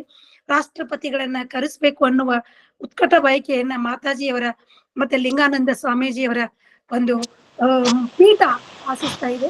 ಹೀಗಾಗಿ ನಾನು ಕೂಡ ಅದರಲ್ಲಿ ತೊಡಗಬೇಕು. ನಿಮ್ಮೆಲ್ಲರ ಆಶೀರ್ವಾದದಿಂದ ಈ ಕಾರ್ಯಕ್ರಮವನ್ನ ಯಶಸ್ವಿಗೊಳಿಸ್ಬೇಕು ಅನ್ನುವ ಆಶೆಯೂ ಇದೆ. ಹೀಗಾಗಿ ಇದೇ ವೇದಿಕೆಯಲ್ಲಿ ಅದನ್ನು ಕೂಡ ನಮ್ಮೊಂದಿಗೆ ಹಂಚ್ಕೊಳ್ಳುತ್ತೀರಿ. ನೀವೆಲ್ಲರೂ ನಮ್ಮ ಜೊತೆಗಿದ್ದೀರಾ, ನಿಮ್ಮೆಲ್ಲರ ಜೊತೆಗೆ ನಾನಿದ್ದೀನಿ ಅಂತ ಹೇಳ್ತಾ, ಬಹುಶಃ ಸಮಯ ಆಯ್ತು ಅಂತ ಅನ್ಕೊಂಡಿದ್ದೀನಿ. ಮಾತಾಡೋಕೆ ಸುಮಾರು ವಿಷಯ ಇದೆ, ನೀವು ಕೂಡ ಮಾತಾಡ್ಬೇಕು, ನಿಮ್ಮ ಪರಿಚಯನೂ ನನಗಾಗ್ಬೇಕು ಅನ್ನೋ ನೆಲೆಯಲ್ಲಿ. ಸರ್, ಸಮಯ ಆಯ್ತಾ? ಇನ್ನೊಂದು ಇದೆ ಮೇಡಮ್, ಮಾತಾಡ್ರಿ ಇನ್ನೂ ಚೆನ್ನಾಗಿ. ಹೌದಾ? ರಾಜೇಶ್ ಯಾಕಂದ್ರೆ 1 ನಿಮ್ಮ ಗಂಟೆ ಮೈಕ್ ಅಂತ ಹೇಳಿದ್ರಿ. ತಳಂಗಿ ಮೇಡಮ್, ನಿಮ್ಮ ಮೈಕ್ ಸರ್ ನಿಮ್ಗಲ್ಲ, Talangi madam mic switch off ಮಾಡ್ರಿ, ನೀವು ಮಾತಾಡ್ರಿ ಮೇಡಮ್. ಹಾ, ಹೀಗಾಗಿ 1 ಗಂಟೆ ಅಂತ ಹೇಳಿದ್ರು, 45 ನಿಮಿಷ. ಅದಕ್ಕೆ ನಾನು ಒಂದು ಸಲ ಹೇಳಿದೆ. ಇನ್ನು ಮುಂದೆ ಬರುವ ಕೆಲಸಗಳು, ಮುಂದೆ ಬರುವ ಅನೇಕ ಅನುಭವಗಳನ್ನ ನಾನು ಇಲ್ಲಿ ನಿಮ್ಮ ಮುಂದೆಗೆ ಹೇಳೋಕೆ ಇಷ್ಟಪಡ್ತೀನಿ. ಅನುಭವ ಮುಗಿತು, ಶ್ರೀಮಂತಿಕೆ ಇದೆ ಖಜಾನೆಯಲ್ಲಿ. ಇದನ್ನ ಪ್ರಸಾರಿಸುವ ಜವಾಬ್ದಾರಿ ಹೇಗೆ ಮತ್ತು ಅಲ್ಲಲ್ಲಿ ಇಂಥ ಕೆಲಸಗಳು ಆಗ್ತಾನೆ ಇದೆ, ಅಲ್ಲಲ್ಲಿ ಆಗ್ತಾ ಇದೆ. ನಮಗೆ ಹೆಮ್ಮೆ ಇದೆ, ನಮಗೆ ಒಂದು ಇಂಥ ಒಂದು ಸಮಾಜದಲ್ಲಿ ನಾವೆಲ್ಲರೂ ಇದೀವಿ ಅನ್ನೋ ಒಂದು ಹೆಮ್ಮೆ. ಮತ್ತೆ ನಾವು ತುಂಬಾ ಪ್ರಗತಿಪರ ಒಂದು ಸಮುದಾಯದ ರೂವಾರಿಗಳು, ಅಥವಾ ಅದನ್ನ ಫಾಲೋ ಮಾಡೋರು ಅನ್ನುವ ಒಂದು ಹೆಮ್ಮೆ ಆಗ್ಲಿ, ಒಂದು ಶಕ್ತಿ ಆಗ್ಲಿ ನಮ್ಮಲ್ಲಿದೆ. ಆದರೆ ಇದನ್ನ ಸರಿಯಾದ ಮಟ್ಟದಲ್ಲಿ, ಸರಿಯಾದ ಸಮಯದಲ್ಲಿ, ಸರಿಯಾದ ರೂಪದಲ್ಲಿ ಜನರಕ್ಕೆ ತಲುಪೋಕೆ ನಾವೆಲ್ಲೋ ಒಂದು ಕಡೆ ತುಂಬಾ ನೆಲೆಯಲ್ಲಿ ಕೆಲಸ ಮಾಡ್ತಾ ಇಲ್ವೇನೋ ಅಂತ ನನಗನ್ಸಿದೆ. ನನ್ಗೆ ಗೊತ್ತಿಲ್ಲ, ನಾನು ತಪ್ಪಿದ್ರೆ ನೀವೆಲ್ಲ ನನಗೆ ಹೇಳ್ಬೋದು. ಅಲ್ಲಲ್ಲಿ ಕೆಲಸಗಳನ್ನ ಆಗ್ತಾ ಇದೆ. ಆದ್ರೆ ಈ ವಚನ ಸಾಹಿತ್ಯಕ್ಕೆ ದಕ್ಕಬಹುದಾದಂತಹ ಸಾರ್ವತ್ರಿಕವಾದಂತಹ ಮತ್ತ ಸರ್ವಕಾಲಿಕವಾದಂತಹ ಎಲ್ಲ ಭಾಷೆಯ ಎಲ್ಲೋ ಒಂದು ಕಡೆ ಬಸವ ಸಮಿತಿಯ ನೆಲೆಯಲ್ಲಿ ಪ್ರಸಾರದ ಕೆಲಸವನ್ನು ಮಾಡ್ತಾ ಇದೆ. 23 ಭಾಷೆಗಳಲ್ಲಿ, ಈಗ ವಿದೇಶದ 3-4 ಭಾಷೆಗಳಲ್ಲೂ ಕೂಡ ಅದನ್ನ ಅನುವಾದ, ಎಲ್ಲ ವಚನಗಳನ್ನ ಅನುವಾದದ ಕ್ರಿಯೆ ಕಲಬುರ್ಗಿಯ ಕೇಂದ್ರ ವಿಶ್ವವಿದ್ಯಾನಿಲಯದ ಸಹಯೋಗದಲ್ಲಿ ಮಾಡ್ತಾ ಇದ್ದಾರೆ. ಇದರ ಜೊತೆಗೆ ನಾನು 2017ರಲ್ಲಿ ಬಸವ ಸಮಿತಿಯಿಂದ 500 ವಚನಗಳು, ಅದು ಕಲಬುರ್ಗಿ ಅವರನ್ನ MM ಕಲಬುರ್ಗಿ ಅವರ ಕನಸೆ ಆಗಿತ್ತು. 23 ಭಾಷೆಗಳ, ಅಂದ್ರೆ ಭಾರತದ 23 ಭಾಷೆಗಳಲ್ಲಿ 500 ವಚನಗಳ ತರ್ಜುಮೆ, ಅದರ ಬಿಡುಗಡೆ ಮಾಡೋದು ಅನ್ನೋ ಕೆಲಸದಲ್ಲಿ ಅದು ಅದಕ್ಕೆ ನವದೆಹಲಿಯ ವಿಜ್ಞಾನ ಭವನದಲ್ಲಿ ಬಸವೇಶ್ವರರ ಭಾಷಾಂತರಗೊಂಡಂತಹ ಹಿಂದಿ, ಕನ್ನಡ, ತೆಲುಗು, ತಮಿಳು, ಮಲಯಾಳಂ, ಒಡಿಯಾ, ಈ ಎಲ್ಲ ಭಾಷೆಗಳಲ್ಲಿ, ಅಂದ್ರೆ 23 ಒಟ್ಟು ಭಾಷೆಗಳಲ್ಲಿ ಇದನ್ನ ಬಿಡುಗಡೆಗೊಳಿಸೋಕೆ ಬಂದಿದ್ದು ಮೋದಿ ಅವರು, ನರೇಂದ್ರ ಮೋದಿ ಅವರು, ನಮ್ಮ ಪ್ರಧಾನಿಗಳು. ಅಲ್ಲಿ ವಿಜ್ಞಾನ ಭವನದಲ್ಲಿ ಈ ಕಾರ್ಯಕ್ರಮ ಆಯಿತು. ಆ ಕಾರ್ಯಕ್ರಮದಲ್ಲಿ ಮೋದಿಯವರ ಹಲವು ವಿಷಯಗಳು, ವಿಶೇಷವಾಗಿ ಈ ಡಿನೋಟಿಫಿಕೇಶನ್ ಮೇಲೆ 1,000 ನೋಟುಗಳ ಒಂದು ಬ್ಯಾನ್ ಮಾಡುವ ಸಂದರ್ಭದಲ್ಲಿ ಅವ್ರಿಗೊಂದು ವಚನವನ್ನ ಯಾರೋ ಅವ್ರಿಗೆ ಅನುವಾದ ಮಾಡಿಕೊಟ್ರು. ಸುಂಕಕ್ಕೆ ಸಂಬಂಧಪಟ್ಟಾಗೆ, ಟ್ಯಾಕ್ಸಿಗೆ ಸಂಬಂಧಪಟ್ಟಾಗೆ, ಆಮೇಲೆ ಡಿವಿಷನ್ ಆಫ್ ಲೇಬರಿಗೆ ಸಂಬಂಧಪಟ್ಟಾಗೆ, ಡಿಗ್ನಿಟಿ ಆಫ್ ಲೇಬರಿಗೆ ಸಂಬಂಧಪಟ್ಟಾಗೆ ಕೆಲವು ವಚನಗಳನ್ನ ಹೇಳಿದಾಗ ಮೋದಿ ಅವರು ಹೇಳಿದ್ರು, ನನ್ಗೆ ಇದರ ಇಂಗ್ಲಿಷ್ ಅನುವಾದಿತ ಕೃತಿಯನ್ನ ಕೊಡಿ, ನಾನು ಯಾವುದೋ ಸಹಾಯದಿಂದ ಅದನ್ನ ಓದ್ತೀನಿ ಅಂತ. ಅದಾದ ನಂತರ ಅವರು ಹಲವಾರು ವಚನಗಳಲ್ಲಿ, ಹಲವಾರು ತಮ್ಮ ಭಾಷಣಗಳಲ್ಲಿ ಎಲ್ಲೆಲ್ಲೂ ಇದರ ಛಾಯೆ ಎದ್ದು ಕಾಣಿಸ್ತಿತ್ತು.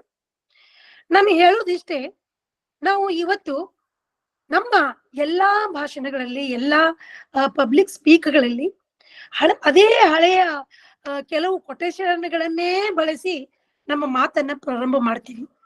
ಆದ್ರೆ ಎಲ್ಲಾ ಮಾತುಗಳನ್ನ ನಮ್ಮ ಸಾರ್ವಜನಿಕ ಭಾಷಣಗಳಲ್ಲಿ, ಸಾರ್ವಜನಿಕ ಸಭೆಗಳಲ್ಲಿ, ಲೇಖನಗಳಲ್ಲಿ, ಮತ್ತೆ ಪ್ರಕಟಗಳಲ್ಲಿ ವಚನಗಳ ರೆಫರೆನ್ಸು ಹೆಚ್ಚು ಬರಬೇಕು.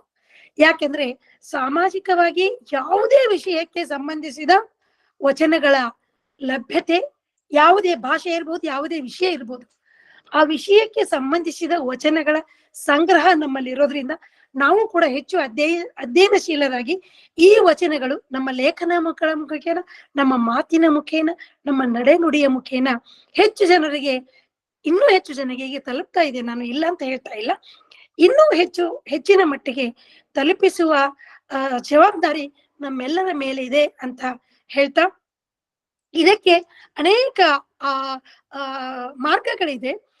ನಮ್ಮಲ್ಲಿ ಶಕ್ತಿಯೂ ಇದೆ ಮತ್ತು ಕಂಟೆಂಟೂ ಇದೆ. ನಾವು ಇವತ್ತಿನ ಪ್ರಸ್ತುತ ಭಾಷೆಯಲ್ಲಿ ಹೇಳ್ತೀವಿ, ಪ್ರಸಾರಕ್ಕೆ ಮುಖ್ಯ ಬೇಕು ಕಂಟೆಂಟು ಅಂತ. ಕಂಟೆಂಟು ಅಂದ್ರೆ ನಾವು ಹೇಳೋದಾದ್ರೆ ವಿಷಯ ವಸ್ತು ಬಹಳ ಮುಖ್ಯ. ರಾಷ್ಟ್ರೀಯ ಮಟ್ಟದಲ್ಲಿ ಕಂಟೆಂಟ್ ಅಂತ ನಾನು ಅದನ್ನೇ ಹೇಳ್ತಾ ಇದ್ದೆ. ನರೇಂದ್ರ ಮೋದಿ ಅವರ ಆ ಒಂದು ಪುಸ್ತಕ ಬಿಡುಗಡೆ ಕಾರ್ಯಕ್ರಮ ಬಹುಶಃ ಪ್ರಧಾನಿ ಎಂದಾಗ ಅದು ಅಂತಾರಾಷ್ಟ್ರೀಯ ಮಟ್ಟದ ಅಟೆನ್ಷನ್ ಅನ್ನ ಪಡೀತದೆ. ಹೀಗಾಗಿ ರಾಷ್ಟ್ರದ 32 ಚಾನೆಲ್ಗಳಲ್ಲಿ, ರಾಷ್ಟ್ರದ 32 ದೂರದರ್ಶನದ ವಾಹಿನಿಯಲ್ಲಿ ಆ ಪುಸ್ತಕ ಬಿಡುಗಡೆ, ಬಸವ ಜಯಂತಿಯ ಸಮಾರಂಭ ಇದೆಲ್ಲವೂ ಕೂಡ ಪ್ರಸಾರ ಮಾಡೋಕೆ ಸಾಧ್ಯ ಆಯಿತು. ಅದರ ನಿರ್ವಹಣೆ ನನ್ನ ತಲೆ ಮೇಲಿತ್ತು ಅನ್ನೋದು ಕೂಡ ನನಗೆ ಅಭೂತವಾದಂತಹ ಒಂದು ಅನುಭವವನ್ನ, ಒಂದು ಸಾರ್ಥಕ್ಯದ ಕ್ಷಣವನ್ನ ನೀಡ್ಕೊಟ್ಟಂತ ನನ್ನ ವೃತ್ತಿ. ಇದು 32 ಭಾಷೆಯಲ್ಲಿ ಪ್ರಸಾರ ಆದಾಗ ನಮ್ಮ ದೂರದರ್ಶನದ ಹಿರಿಯ ಅಧಿಕಾರಿ ಸುಪ್ರಿಯಾ ಸಾಹು ಅಂತ IAS ಹಿರಿಯ ಅಧಿಕಾರಿಗಳು ಅವರು ಕಂಟೆಂಟ್ ಬಗ್ಗೆ ಹೇಳಿದ್ರು. ಕಂಟೆಂಟ್ ಅಂತ ಹೇಳಿದಾಗ ಅವ್ರು ಹೇಳಿದ್ರು, ದೂರದರ್ಶನದಲ್ಲಿ ಇಂಥ ಅದ್ಭುತವಾದ ಕಂಟೆಂಟ್ ಇದೆ ವಚನದಲ್ಲಿ, ಅದನ್ನ ವಿಜುವಲೈಸೇಷನ್ ಮಾಡಿ, ವಚನಗಳ ವಿಜುವಲೈಸೇಷನ್ ಮಾಡಿ ಹಿಂದಿ ಭಾಷೆಗೆ ಅದನ್ನ ತರ್ಜುಮೆ ಮಾಡಿ ಅದನ್ನ ಯಾಕೆ ನೀವು ರಾಷ್ಟ್ರ ಮಟ್ಟದಲ್ಲಿ ಪ್ರಸಾರ ಮಾಡ್ಬಹುದಲ್ಲ ಅಂತ ಕೇಳಿದ್ರು. ನಿಮ್ಗೆ ಗೊತ್ತು, ಸರ್ಕಾರಿ ವಲಯದಲ್ಲಿ ಹೆಚ್ಚು ಯಾವ್ದಾದ್ರು ಇನಿಷಿಯೇಟ್ ಮಾಡ್ತಾರೆ ಅಂದ್ರೆ ಅವರನ್ನ ಬೇರೆ ಇಲಾಖೆಗೆ ಪ್ರಸಾರ ಮಾಡುವ ಅಂದ್ರೆ ಟ್ರಾನ್ಸ್ಫರ್ ಮಾಡುವ ಒಂದು ಪರಿಪಾಠ ಇದ್ದೇ ಇದೆ. ನಿಮಗೆ ಹೆಚ್ಚು ಅದನ್ನ ಹೇಳ್ಕೊಡುವ ಅಗತ್ಯ ಇಲ್ಲ. ಅವರು ತಮಿಳುನಾಡಿನ ಕಾಫಿ ಇದಕ್ಕೆ ಟೀ ಪ್ಲಾಂಟೇಶನ್ ಇದಕ್ಕೆ ಟ್ರಾನ್ಸ್ಫರ್ ಆಯ್ತು. ಹೀಗಾಗಿ ಅದು ನೆನೆಗುದಿಗೆ ಬಿದ್ದಿದೆ.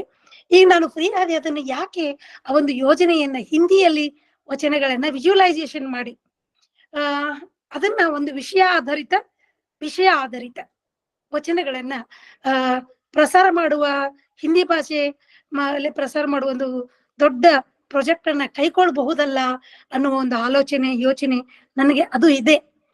ಅದು ಗೊತ್ತಿಲ್ಲ ಅದು ಎಷ್ಟರ ಮಟ್ಟಿಗೆ ಇದು ಯಶಸ್ಸು ಕಾಣುತ್ತೆ ಅಂತ. ಬಟ್ ಒಂದು ಇದೆ, ನಿಮ್ಮೆಲ್ಲರ ಸಹಕಾರದಿಂದ ಇದು ಸಾಧ್ಯ ಆಗ್ಬಹುದು ಅನ್ನುವ ನಂಬಿಕೆ ಇದೆ. ಇದನ್ನ ನಾನು ಬೇರೆಯವ್ರಿಗೂ ಕೂಡ ಹೇಳ್ಕೊಂಡಿದ್ದೀನಿ.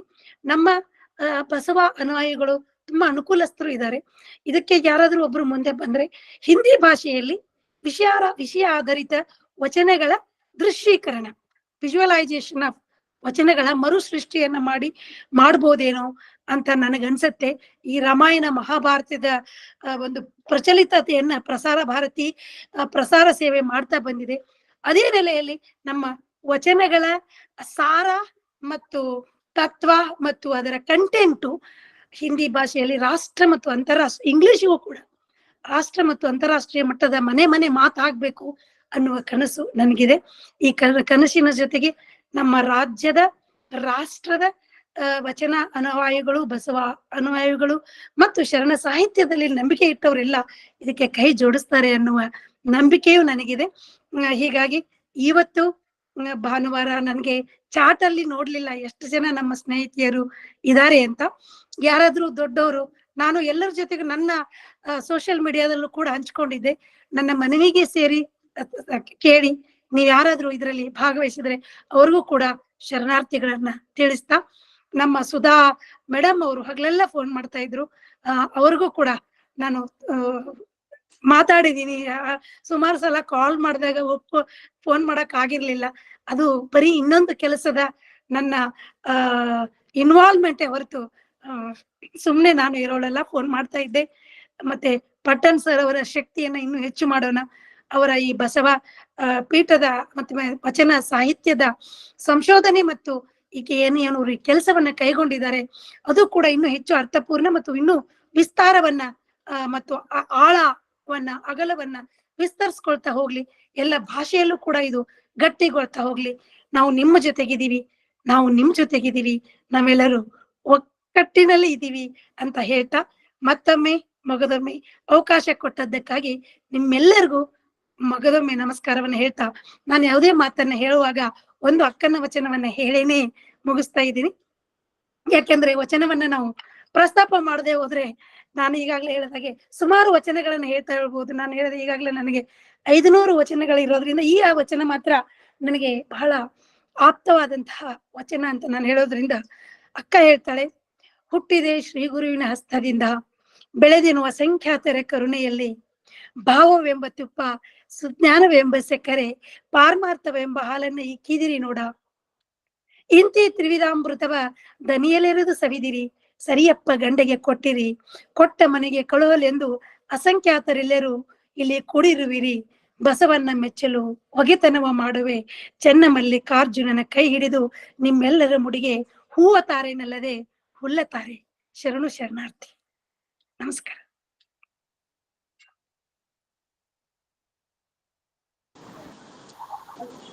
ಧನ್ಯವಾದ ಮೇಡಮ್, ಶರಣಾರ್ಥಿ. ಮತ್ತೆ ನಿಮ್ಮೆಲ್ಲರ ಹಲವಾರು ಶರಣರು ತಮ್ಮ ಚಿಂತನೆ ಬಗ್ಗೆ ಮೆಚ್ಚುಗೆಯನ್ನು ವ್ಯಕ್ತಪಡಿಸಿ ಹಲವಾರು ಕಮೆಂಟ್ಗಳಿದೆ ಮೇಡಮ್. ಇಷ್ಟೊಂದು ವಿಸ್ತಾರವಾಗಿ ತಿಳಿಸ್ಕೊಟ್ಟದಕ್ಕೆ ಮತ್ತೊಮ್ಮೆ ಧನ್ಯವಾದಗಳನ್ನ ಅರ್ಪಿಸ್ತಾ, ನಮ್ಮ ಸಂವಾದ ಕಾರ್ಯಕ್ರಮ ಅಥವಾ ಯಾರಿಗಾದ್ರೂ ಪ್ರಶ್ನೆಗಳಿದ್ರೆ ಕೇಳಲಿಕ್ಕೆ ಅವಕಾಶ ಮಾಡ್ಕೊಡ್ತೀವಿ. ಮೊದಲ ಪಟ್ಟಣ್ ಸರ್ ಇದನ್ನ ಸಮರೈಸ್ ಮಾಡಿ ನಂತರ ಉಳಿದ ಶರಣರಿಗೆ ಮಾತಾಡ್ಲಿಕ್ಕೆ ಅವಕಾಶ ಮಾಡ್ಕೊಡೋಣ ಅಂತ ಕೇಳ್ತಾ ಇದ್ದೀನಿ. ಪಟ್ಟಣ್ ಸರ್. ಎಸ್ ಸರ್, ಧನ್ಯವಾದಗಳು. ಕರೆಕ್ಟಾಗಿ 1 ಗಂಟೆ 1 ನಿಮಿಷಕ್ಕೆ ತಮ್ಮ ಉಪನ್ಯಾಸವನ್ನು ವೃತ್ತಿ ಧರ್ಮ ಶರಣರ ಒಂದು ಉಲ್ಲೇಖವನ್ನು ಮಾಡಿದರು. ಶರಣರು ಪತ್ರಕರ್ತರು, ಜರ್ನಲಿಸ್ಟ್ ಅಂತಕ್ಕಂಥದ್ದು ಭಾಳ ಸೂಕ್ತ ಮತ್ತು ಒಳ್ಳೆಯ ಒಂದು ಬೆಳವಣಿಗೆ. ಕಾರಣ ನಿಮಗೆ ಕೇಡಿಲ್ಲವಾಗಿ ಆನು ಒಲಿದಂತೆ ಹಾಡುವೇನೆಯ ಅಂತ ಫ್ರೀಡಮ್ ಆಫ್ ಪ್ರೆಸ್ ಬಸವಣ್ಣ ಹೇಳ್ತಕ್ಕಂಥದ್ದು, ಶರಣರು ಹೇಳ್ತಕ್ಕಂಥದ್ದು ಬಹುತೇಕ ವಿಷಯದೊಳಗೆ. ಶರಣ ಸತಿ ಲಿಂಗಪತಿ ಅಂತಂದಾಗ 769 ಜನ ಒಪ್ಕೊಂಡ್ಬಿಟ್ಟಿದ್ರು ಬಸವಣ್ಣ ಹೇಳಿದ ಸರಿ ಅಂತ. ಆದರೆ ಅಂಬಿಗರ ಚೌಡಯ್ಯ ಒಪ್ಕೊಳ್ಳಿಲ್ಲ. ಆತ ಶರಣ ಸತಿಯಾದ ಬಗೆಯಂತೂ ಹೇಳ, ಲಿಂಗಪತಿ ಅಂಗಲಿಂಗ ಒಂದಾದ ಮೇಲೆ, ಲಿಂಗಾಂಗ ಸಾಮರಸ್ಯವಾದ ಮೇಲೆ ಅಂಗಲಿಂಗದ ವ್ಯತ್ಯಾಸವನ್ನು ಯಾಕೆ ಹೇಳ್ತೀವಿ ಬಸವಣ್ಣ ಅಂತಕ್ಕಂಥ ವಿರೋಧವನ್ನು ಕೂಡ ವ್ಯಕ್ತ ಮಾಡಿದರು. ಇದಕ್ಕೆ ಲಕ್ಕಮ್ಮನೂ ಕೂಡ ಬಸವಣ್ಣ ನಮ್ಮನ್ನು ಏನು ತಿಳ್ಕೊಂಡಾನ, ಅದು ಮಾಡಿ ನಿಡಿ ಹೋದಿ ಏನಂದಾಗ ಕೈಲಾಸವೇನು ಕೈಕೂಲಿಗೆ, ಕೈಲಾಸದ ಪರಿಕಲ್ಪನೆ ಅದನ್ನೇ ಡೈಲಿ ವೀಸ್ ಮೇಲೆ ಸಿಗ್ತತೇನೋ ಅಂತಕ್ಕಂಥ ಗಂಡಗ ಬುದ್ಧಿ ಹೇಳ್ತಕ್ಕಂಥದ್ದು. ಶರಣರು ಹೇಳಿದ ತಮ್ಮ ಅಭಿವ್ಯಕ್ತಿಯನ್ನು ತಮ್ಮ ಕಾಯಕದ ಪಾರಿಭಾಷಿಕ ಪದದೊಳಗೆ ಎಲ್ಲ ಶರಣರು ಅದು ಕಾಯಕ ಧರ್ಮನೇ. ಇವತ್ತು ಕನ್ನಿ ಹೊಲಿತಕ್ಕಂಥ ಅಥವಾ ಕನ್ನಿ ಹೆಣಿತಕ್ಕಂಥ ನುಲಿಯ ಚಂದಯ್ಯ ಒಂದು ವಚನ ಹೇಳ್ತಾನೆ, ನೀವು ಕಣ್ಣಿಯ ಹೆಣೆಯ ಬಲ್ಲಿರೆ ನಿಮಗೆ ಚಂದೇಶ್ವರ ಲಿಂಗ ನೆಂಬೆನು ಅಂತ. ನಾವು ಸತ್ಯಕ್ಕೆ ಕಸ ಹುಡುಗಾಕಿ ಬಟ್ಟೆಯೊಳೊಂದು ವಸ್ತು ಬಿದ್ದೊಡೆ ಬೇಕೆಂದು ಎದ್ದಿಕೊಂಡೇನಾದೊಡೆ ಅವಳು ತನ್ನ ವೃತ್ತಿಯನ್ನು ಹೇಳ್ತಾಳೆ. ಅಂಬ್ಲಿಯ ಮಾಡ್ತಕ್ಕಂಥ ಮಾದಾರ ಚೆನ್ನಯ್ಯ ತನ್ನ ಅಂಬ್ಲಿ ಗುಣಧರ್ಮವನ್ನು ಹೇಳ್ತಾನೆ. ಅಂದರೆ ಪ್ರತಿಯೊಬ್ಬ ಶರಣರ ಬಹುತೇಕ ವಚನ, ಹೆಂಡದ ಕಾಯಕದ ಮಾರಯ್ಯ, ಹೆಂಡ ಬಿಡಬೇಕು, ಅದರಿಂದ ಹೆಂಡಿದ ದುಷ್ಪರಿಣಾಮ ಬಗ್ಗೆ ಹೇಳ್ತಕ್ಕಂಥದ್ದು. ಸೊ ಎಲ್ಲ ಶರಣರು ವಚನಕಾರರು ತಮ್ಮ ಕಾಯಕದ ಪಾರಿಭಾಷಿಕ ಪದಗಳಿಂದ ತಮ್ಮ ಆತ್ಮೋದ್ಧಾರವನ್ನು ಮಾಡಿಕೊಂಡ್ರು. ಅಂಗ ಅಂತಕ್ಕಂಥದ್ದು ಶರೀರ ಭಕ್ತ, ಲಿಂಗ ಅಂತಕ್ಕಂಥದ್ದು ಸಮಷ್ಟಿಯ ಜ್ಞಾನ. ಆ ಲಿಂಗ ಅಂತಕ್ಕಂಥದ್ದನ್ನು ಒಂದು ಲಿಂಗ ಅಂತಕ್ಕಂಥ ಭಕ್ತಿಗೆ ಮೀಸಲಾಗಿಟ್ಟು ಅಂಗಶಕ್ತಿಯನ್ನಾಗಿ ಮಾಡಿ ಅದರೊಳಗೆ ಮುಕ್ತಿಯನ್ನು ಕಾಣುವುದೇ ಶರಣರ ಯುಕ್ತಿ ಅಂತಕ್ಕಂಥದ್ದು. ಶರಣರು ಹೊಸದನ್ನು ಏನೂ ಹೇಳಲಿಲ್ಲ. ನಿನ್ನೊಳಗೆ ಜಗತ್ತಿನೊಳಗೆ ಎಲ್ಲ ಧರ್ಮಕ್ಕೂ ವಿಭಿನ್ನವಾಗಿ ಶರಣರು ತಮ್ಮ ಪ್ರತಿಪಾದನೆ ಮಾಡಿದರು. ಮತ್ತು ಡಾಕ್ಟರ್ ನಿರ್ಮಲಾ ಮೇಡಮ್ ಅವರು ಸ್ಪಷ್ಟವಾಗಿ ಹೇಳಿದಂಥ ಪ್ರತಿಯೊಬ್ಬ ವಚನಕಾರರು ಕೂಡ ಜರ್ನಲಿಸ್ಟ್ ಅಂತಕ್ಕಂಥದ್ದು, ಪತ್ರಿಕೋದ್ಯಮಿಗಳು, ಅಭಿವ್ಯಕ್ತಿ ಸ್ವಾತಂತ್ರ್ಯದ ಪರವಾಗಿ ನಿಂತವರು ಅಂತಕ್ಕಂಥ ವಿಷಯವನ್ನು ಭಾಳಷ್ಟು ಹೇಳಿದ್ರು. ತಮ್ಮ ಬದುಕನ್ನು ತಮ್ಮ ಅನುಭವಗಳನ್ನು ಅವರೊಂದು ಉಪನ್ಯಾಸ ಮಾಡಿರೋಂಥ ಅನ್ನೋದಕ್ಕಿಂತ ತಮ್ಮ ಅನುಭವದೊಳಗೆ ಬಂದಂಥ ಸವಾಲುಗಳನ್ನು SP ಬಾಲಸುಬ್ರಹ್ಮಣ್ಯ ಅವ್ರು ಭೇಟಿಯಾಗಿ ವಚನ ಎಷ್ಟು ಒಳ್ಳೊಳ್ಳೆ ಕಾರ್ಯಕ್ರಮ, ಇವೆಲ್ಲದರ ಕಾರ್ಯಕ್ರಮಗಳ ರೂವಾರಿ ಡಾಕ್ಟರ್ ನಿರ್ಮಲಾ ಎಲಿಗಾರ ಅವರು ಅಂತ ಅನ್ನೋದು ನಮ್ಗೆ ಕೇಳಿದಾಗ ರೋಮಾಂಚನ ಆಗತ್ತದ. ಎಷ್ಟು ಇವ್ರು ಮೊದಲೇ ಯಾಕೆ ಭೇಟಿಯಾಗಲಿ ನಮ್ಮ ವಚನ ಅಧ್ಯಯನ ವೇದಿಕೆಗೆ. ಇನ್ನೂ ಇವರಿಂದ ಸಾಕಷ್ಟು ಒಳ್ಳೊಳ್ಳೆ ಕಾರ್ಯಕ್ರಮಗಳನ್ನು ಇತ್ತೀಚೆಗೆ ಅವ್ರ ಪಾಪ ಒಂದು ನಮ್ಮ ಕವನ ಕಾವ್ಯ ಕೂಟದವ್ರಿಗೆ ಯುಗಾದಿ ಸಂದರ್ಭದಲ್ಲಿ ಒಂದು 8 ಜನರಿಗೆ ಕವನ ಕೊಟ್ಟು ಅವ್ರವ್ರಿಗೆ 2-3 ಸಾವಿರ ರೂಪಾಯಿ ಮಾನವ ಒಂದು ಹಣವನ್ನು ಕೂಡ ಕೊಟ್ಟುವಂಥ ಕೆಲಸ ಮಾಡಿದರು. ಒಂದು information and broadcasting service IBS ಅದು ಮಾಡಿದಂಥ ಒಂದು ಉನ್ನತ ಅಧಿಕಾರಿಯಾಗಿದ್ದರೂ ಕೂಡ ಅವರೊಳಗಿರ್ತಕ್ಕಂಥ ವಿನಮ್ರತೆ ನಾವೆಲ್ಲರೂ ಕಲಿಬೇಕಾಗ್ತಕ್ಕಂಥದ್ದು. ಅದು ಯಾವುದೂ ಹಮ್ಮಬಿಂಬಗಳಿಲ್ಲ, ಒಂದು ಹಸಿವು. ನಾವು ಏನಾದರೂ ಈ ಸಮಾಜವನ್ನು ನಾವು ಕಟ್ಟಬೇಕು. ನಾವಿತ್ತು ಬೆಳಗ್ಗೆ ಅವ್ರ ಜೊತೆಗೆ ಮಾತಾಡಿದಾಗ ಅವರು ಹೇಳಿದರು ಹಲವಾರು ಸವಾಲುಗಳನ್ನು, ಸಮಸ್ಯೆಗಳನ್ನು, ವಚನ ಸಾಹಿತ್ಯವನ್ನು ಸಮೂಹ ಮಾಧ್ಯಮದೊಳಗೆ ಪ್ರಸಾರ ಮಾಡಬೇಕಂತ ಅಡೆತಡೆಗಳು, ಈ ಪತ್ರಿಕೋದ್ಯಮಗಳ ಅವ್ರು ಹೇಳಿದ್ರು ಅಂತ TRPಗಳು, ಮಾಧ್ಯಮಗಳು ಜನರನ್ನು ಒತ್ತಾಯಪೂರ್ವಕವಾಗಿ ನೋಡಬೇಕು. ಒಂದು ಟೂತ್ಪೇಸ್ಟ್ ಕಿಮ್ಮತ್ತು 8 ರೂಪಾಯಿ ಆಯ್ತಂದ್ರೆ 80 ರೂಪಾಯಿಗೆ ಮಾರ್ತಕ್ಕಂಥ ಒಂದು ಶಾಂಪೂ, ಅದು ಬಾಟ್ಲಿ ಅದು 25-30 ರೂಪಾಯಿಗೆ ಸಿಗ್ತಕ್ಕಂಥದ್ದು 300 ರೂಪಾಯಿಗೆ ಮಾರ್ತಕ್ಕಂಥ TRP ಮಾರುಕಟ್ಟೆಗೆ ಮಾಧ್ಯಮಗಳು ಮಾರುಕೊಟ್ಟಾಗ ಡಾಕ್ಟರ್ ನಿರ್ಮಲಾ ಎಲಿಗಾರ್ ಅಂತವರು ವಸ್ತುನಿಷ್ಠರಾಗಿ ಭಾಳಷ್ಟು ವಸ್ತುನಿಷ್ಠರು. ಅವರು ಎಷ್ಟೊಂದು ವಿರೋಧ ವ್ಯಕ್ತ ಮಾಡಿದ್ರೆ ಹಾವೇರಿ ಕನ್ನಡ ಸಾಹಿತ್ಯ ಸಮ್ಮೇಳನದಾಗ ಅವರು ವರದಿ ಮಾಡಿದ್ದು ನೋಡಿ ನನಗೆ ಡಾಕ್ಟರ್ SD ಸಿದ್ದರಾಮಯ್ಯ ಅವರಾಗಲಿ, ನಾವಾಗಲಿ ಅವರ ವ್ಯಕ್ತಿಗತವಾಗಿ ಮಾತಾಡಿದ್ರು ಕೂಡ ಇವ್ರ ಪರವಾಗಿ ನಾವು ಹೋರಾಟ ಮಾಡ್ತಕ್ಕಂಥ ಅಂದ್ರೆ ಅಷ್ಟೊಂದು ಸಂಘರ್ಷಮಯವನ್ನ ಒಂದು ಪ್ರಧಾನವನ್ನು ವೃತ್ತಿಯನ್ನು ಅಥವಾ ಒಂದು ಪದ್ಧತಿಯನ್ನು ಅಳವಡಿಸಿಕೊಂಡವರು. ಆಮೇಲೆ ಹೇಳ್ತಾ ಹೇಳ್ತಾ ಅಕ್ಕಮಹಾದೇವಿಯ ಒಂದು ನಾಟಕವನ್ನು ಮಾಡ್ತಕ್ಕಂಥ 1.5 ಗಂಟೆಗಳವರೆಗೆ ಅಕ್ಕಮಹಾದೇವಿ ನಾಟಕ ಅಥವಾ ಆ ಶೀನನ್ನು ಒಂದು ಟಿ ವಿ ಮೇಲೆ ತರತಕ್ಕಂಥದ್ದು ಕಷ್ಟದ ಕೆಲಸ. ಅದರೊಳಗಿರ್ತಕ್ಕಂಥ ಗೋಕಾಕ್ ತಾಲೂಕಿನ ತಳಕಟ್ನಾಳ ಹೇಳೋರು ಅದನ್ನು ಮತ್ತಾರೂ ಅಲ್ಲ, ಮೊಟ್ಟ ಮೊದಲಿಗೆ ಅದನ್ನು ವ್ಯಕ್ತಪಡಿಸಿದವರು ಡಾಕ್ಟರ್ ನಿರ್ಮಲಾ ಎಲಿಗಾರ್ ಅವರು. ನಾನು ಕೂಡ ಹೋಗಿದ್ದೆ ಅಲ್ಲಿ. ಹಾಳಪಟ್ಟಣ ಶೆಟ್ಟಿ ಅಂತ ತಿಳ್ಕೊಂಡು ಹಾಳಪಟ್ಟಣ ಶೆಟ್ಟಿ ಅಂತಕ್ಕಂಥದ್ದು ನಗರ ಪಟ್ಟಣ ಶೆಟ್ಟರು ಅಂತಕ್ಕಂಥ ಗೋಕಾಕ್ದವರು. ನಾನು ಇತ್ತೀಚೆಗೆ ಹೋದಾಗ ಅವರು ಹೇಳಿದರು, ಇಲ್ಲ ಅವ್ರ ಅಣ್ಣತಮ್ಮರು ಅಂದ್ರೆ ಅವ್ರ ಕಸನ್ ಅದು ಆ ಗಡ್ಡಿ ಅಂತಾರೆ ನಮ್ಮ ಕಡೆ, ಅದು ವಂಶಸ್ಥರು ಈಗಲೂ ಕೂಡ ಅದಾರ. ಅದಕ್ಕೆ ಇವರು ಸಂಶೋಧಕರು ಅಥವಾ ಅವರು ಏನು ಪ್ರಸಾರಕಿಯಾಗಿ ಕೆಲಸ ಮಾಡೋರು, ಅವರ ಬಹುಮುಖ ವ್ಯಕ್ತಿತ್ವ. ಒಮ್ಮೆ ನಾವು ಯೂಟ್ಯೂಬ್ ಕಳಿಸಿದ್ರು, ಕಾವಿ ಹಾಕ್ಕೊಂಡು ತನು ಕರಗದವರ ಅಲ್ಲಿ ಮಜ್ಜಲ. ನಾನಂದು ಅಕ್ಕಮಹಾದೇವಿಗೆ ನೀವು ಈಗ ಕಾವಿ ಹಾಕಿಬಿಟ್ಟಿರಲ್ರಿ ಅಂದೆ. ಇಲ್ಲರಿ ನಾನು ಅಕ್ಕಮಹಾದೇವಿ ಅಲ್ಲ, ನಾನಂದೆ ನೀವ್ಯಾಕೆ ಹಾಕ್ಕೊಂಡ್ರಿ ಅಂತ ನಾನಂದೆ ಅವ್ರಿಗೆ. ನಿರ್ಮಲ ನಾನಲ್ರಿ ಅಕ್ಕಮಹಾದೇವಿ ಹಾಕ್ಕೊಂಡಾಳ ಅಂತಂದ್ರೆ. ಅವರೊಳಗಿರ್ತಕ್ಕಂಥ ಚಾಣಾಕ್ಷತನ, ಭಕ್ತಿ, ಕಳಕಳಿ ಮತ್ತು ಎಲ್ಲ ಸಂಘಟನೆ ಯಾವ ಜೊತೆಗೂ ರಿಸರ್ವೇಷನ್ಸ್ ಇಲ್ಲ. ಅವ್ರು ಜಾಗತಿಕ ಲಿಂಗಾಯತ ಮಹಾಸಭೆಗೆ ಕೈ ಜೋಡಿಸಿದ್ರು, ಅವ್ರಿಗೆ ಹೇಳ್ಕೊಟ್ರು. ಇವತ್ತು ರಾಷ್ಟ್ರೀಯ ಬಸವರ ಅನ್ರಿ ಅಥವಾ ನಮ್ಮ ವಚನ ಅಧ್ಯಯನ ವೇದಿಕೆಗೆ ಅವ್ರು ನೇರವಾಗಿ ಹೇಳಿದ್ರು, ಸರ್ ನೀವೇನೂ ಕಾಳಜಿ ಮಾಡಬೇಡ್ರಿ, ನಾವು ಇರ್ತೀವಿ ಅಂತಕ್ಕಂಥ. ಸಾಕಷ್ಟು ಮಾಧ್ಯಮಗಳು ಪೈಪೋಟಿಗಳು ಅವರನ್ನು ಆಕರ್ಷಣೆ ಸಂಬಳವನ್ನು ಕೊಟ್ಟರು, ನಿಮಗೆ ಸೆಳೆಯಬೇಕು ಅಂತ ಅಂದಾಗೂ ಸಹಿತ ಹೋಗಿಲ್ಲ. ಅಂದರೆ ಇವ್ರಿಗಿರ್ತಕ್ಕಂಥ ಒಂದು ಅದು ಶರಣ ತತ್ವದ ಪ್ರಜ್ಞೆ, ಪ್ರಸಾರ ಮಾಡ್ತಕ್ಕಂಥ ರೀತಿ, ನನ್ನ ಕಳಕಳಿ. ನಾವು ಇಡೀ ಲಿಂಗಾಯತ ಸಮಾಜ ಇಷ್ಟೊಂದು ದೊಡ್ಡದಿತ್ತಲ್ಲ, ನಮ್ಮದೇ ಆದಂಥ ಒಂದು ಮಾಧ್ಯಮ ಚಾನಲು ತಮ್ಮ ನಾಯಕತ್ವದಾಗ ಬಂದ್ರೆ ಬಸವ ಸಮಿತಿಯವರಾಗಲಿ ಅಥವಾ ನಾವೆಲ್ಲರೂ ಕೂಡ ಇದು ಯೋಚನೆ ಮಾಡ್ತಕ್ಕಂಥದ್ದು. ನಿತ್ಯ ಇವತ್ತು ಗುರುಗೋವಿಂದ ಸಿಖ್ ಧರ್ಮ ಪ್ರಚಾರ ಆಗಿದ್ದು ಮಾಧ್ಯಮಗಳ ಮೂಲಕ. ನಾವು ಭಾಳ ನಮ್ಮ ಲಿಂಗಾಯತರಿಗಿಂತ ಕಡಿಮೆ ಇದ್ದಾರೆ ಸಿಖ್ರು. ಅದರ ಬೆಳಗ್ಗೆ ಎದ್ದ ತಕ್ಷಣ ಗುರುವಾಣಿ ಅಂತಕೊಂಡು ಆಕಾಶವಾಣಿ ಒಳಗಾಗಲಿ ಮಾಧ್ಯಮದೊಳಗಾಗಲಿ ಇಡೀ ಪಂಜಾಬ್ ಮತ್ತು ಹರಿಯಾಣದೊಳಗೆ ಅದು ಮಾಧ್ಯಮಗಳ ಮೂಲ ಆಗತ್ತೆ. ನೋವಿನ ಸಂಗತಿ ಅಂದರೆ ನಮ್ಮ ಮಠಗಳು ಕೈ ಜೋಡಿಸ್ಬೇಕು. ನಮ್ಮ ಸಂಸ್ಥೀಕರಣಗೊಂಡಂಥ ಶಿಕ್ಷಣ ಸಂಸ್ಥೆಗಳಾಗಲಿ ಬಸವ ಸಮಿತಿಗಳಾಗಲಿ ಮಾಡಿ ಸುಮಾರು ಒಂದು 20 ಕೋಟಿ 30 ಕೋಟಿ ರೂಪಾಯಿ ಹಣವನ್ನು ಸಂಗ್ರಹ ಮಾಡಿ ನಮ್ಮದೇ ಆದಂಥ ಮಾಡಿದ್ರೆ ಅದಕ್ಕೆ ಸಮರ್ಥವಾದಂಥ ನಾಯಕತ್ವ ಯಾರು ಒದಗಿಸಿದ್ರು ಅಂದ್ರೆ ಡಾಕ್ಟರ್ ನಿರ್ಮಲಾ ಎಲಿಗಾರ್ ಅವರು. ಇದು ಉತ್ಪ್ರೇಕ್ಷೆ ಅಂತಲ್ಲ, ನಾನು ನಿಜಕ್ಕೂ ಅವರು ಇಷ್ಟು ಚಲೋ ಮಾತಾಡ್ತಾರಂತ ಅಂದ್ಕೊಂಡಿರಲಿಲ್ಲ. ಅಂದ್ರೆ ಅವರ ಅಂದ್ರೆ ತಮ್ಮ ಅನುಭವದ ಜೊತೆಗೆ ಪ್ರಸಾರದೊಳಗೆ ಬರ್ತಕ್ಕಂಥ ಸಮಸ್ಯೆಗಳು, ಸವಾಲುಗಳು.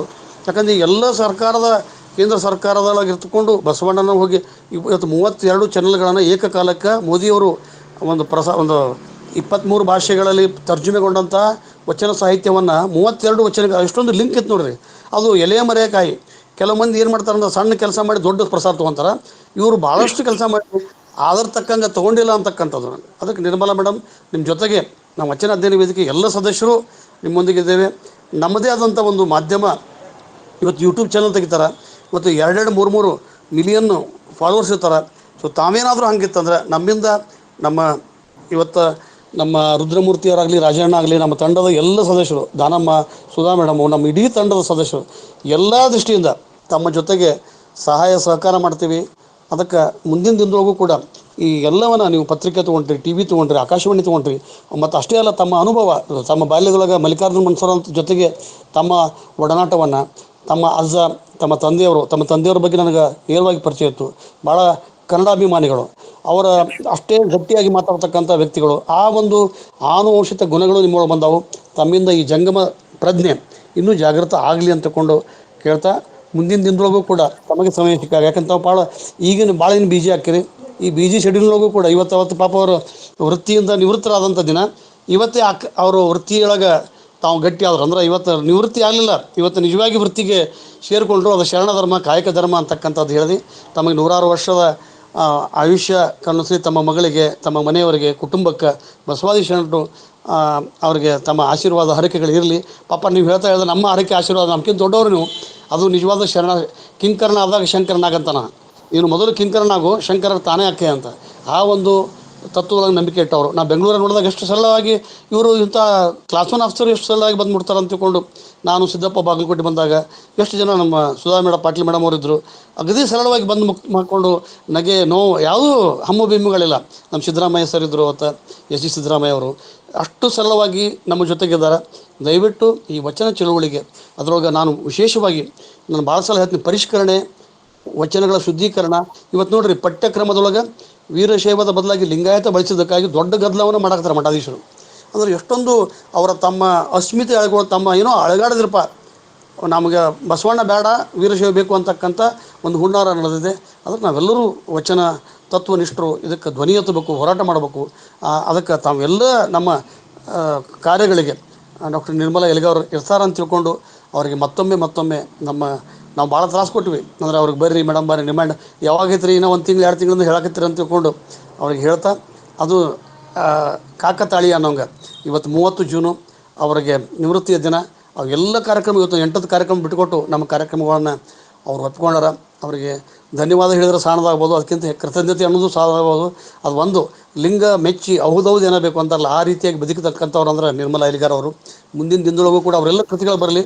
ನಮ್ಮ ಕಾರ್ಯಕ್ರಮದೊಳಗೆ, ನಮ್ಮಂದ್ರೆ ಅವ್ರ ಕಾರ್ಯಕ್ರಮದೊಳಗೆ ಅವನ್ನೆಲ್ಲವನ್ನು ಬಿಡುಗಡೆ ಮಾಡೋಣ.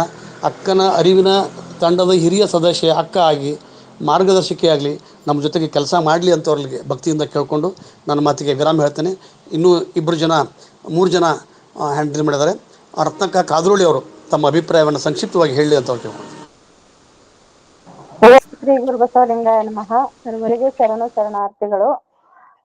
ನಮ್ಮ ನಿರ್ಮಲಾ ಎಲಿಗಾರ್ ಮೇಡಮ್ ಈ ಒಂದು ಸಮೂಹ ಮಾಧ್ಯಮಗಳಲ್ಲಿ ವಚನ ಸಾಹಿತ್ಯ ಪ್ರಸಾರದ ಬಗ್ಗೆ ಬಹಳ ಚೆನ್ನಾಗಿ ಹೇಳ್ತಾ ತಮ್ಮ ವೈಯಕ್ತಿಕ ಕಾರ್ಯವನ್ನ ಹಾಗೆ ಯಾವ ಸಂಘಟನೆಯಲ್ಲಿ ಏನಿದೀನಿ, ಈ ಕೆಲಸ ಏನು ಅನ್ನೋದನ್ನ ಸವಿಸ್ತಾರವಾಗಿ ಬಹಳ ಚೆನ್ನಾಗಿ ಹೇಳಿದ್ರು. ನನಗೆಲ್ಲ ಕೇಳಿದಾಗ ಏನನ್ಸತ್ ಗೊತ್ತಾ, ಎಲ್ಲ ಸಂಘಟನೆಗಳು ಆಗ್ತದೆ. ಇತ್ತೀಚೆಗೆ 2-3 ವರ್ಷಗಳಿಂದ ಸಂಘಟನೆ ಚೆನ್ನಾಗಿ ಆಗ್ತಿದೆ, ಪ್ರಚಾರನೂ ಆಗ್ತಿದೆ. ಅದ್ರ ಜೊತೆ ಅಳವಡಿಕೆ ಆಗ್ಬೇಕು. ನಮ್ಮ ಶಶಿಕಾಂತ್ ಅನ್ನೋರ್ ಕಳಕಳಿ ಅಳವಡಿಕೆ ಆಗ್ಬೇಕು ಅನ್ನೋದವ್ರ ಕಳಕಳಿ ಆಗತ್ತೆ ಒಂದು ದಿನ. ಆದ್ರೆ ನಿರ್ಮಲಾ ಸಹಿತ ನಮ್ದೊಂದು ಪ್ರಶ್ನೆ ಏನಂತಂದ್ರೆ, ನೀವು ಅನೇಕ ಸಂಘಟನೆಗಳಲ್ಲಿ ಇದೀರಿ, ಎಲ್ಲ ಸಂಘಟನೆಗಳು ಅನ್ನೋದು ನಮ್ಮ ಚಿಂತನೆ. ಮೇಡಮ್ ಶರಣಾರ್ಥಿ. ಸಾಧ್ಯನಾ? ಧನ್ಯವಾದ. ಅವರಂತರ ಬೇರೆ ಬೇರೆ ಸಂಘಟನೆ ಹೆಸರಿನೊಳಗೆ ವಿಘಟನೆ ಆಗ್ತಾ ಇದೆ. ಎಲ್ಲ ಸಂಘಟನೆಗಳು ಬಸವಣ್ಣ ಅಂತಕ್ಕಂಥ ಒಂದು ಥ್ರೆಡ್ ಕೆಳಗೆ ತಮ್ಮ ಮಾರ್ಗದರ್ಶನೊಳಗೆ ಬರಲಿ ಅಂತಕ್ಕಂಥ ಒಂದು ಅನಿಸಿಕೆಯನ್ನು ಹೇಳಿದ್ದಾರೆ. ಅದು ಮುಂದಿನ ದಿನದೊಳಗೆ ಆಗುವ ಸಾಧ್ಯತೆಗಳು ಐತಿ ಅಂತ ತಿಳ್ಕೊಂಡು ಅವ್ರ ಪರವಾಗಿ ನಾನು ಹೇಳ್ತೀನಿ. ಈಗ ವಿಜಯಗೌಡ ಮುಂಬೈದಿಂದ, ವಿಜಯಗೌಡ ಮೇಡಮ್ ಮಾತಾಡಿ.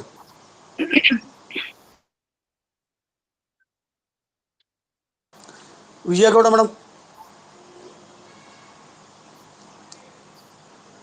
Doctor Nirmala Eligar, doctor Veena Eligar madam, ಬಹುಶಃ ಅವ್ರ ಸಂಬಂಧಿಕರು ಕಾಣ್ತೀವಿ, ಇವರು ಬಂಕಾಪುರದವರು.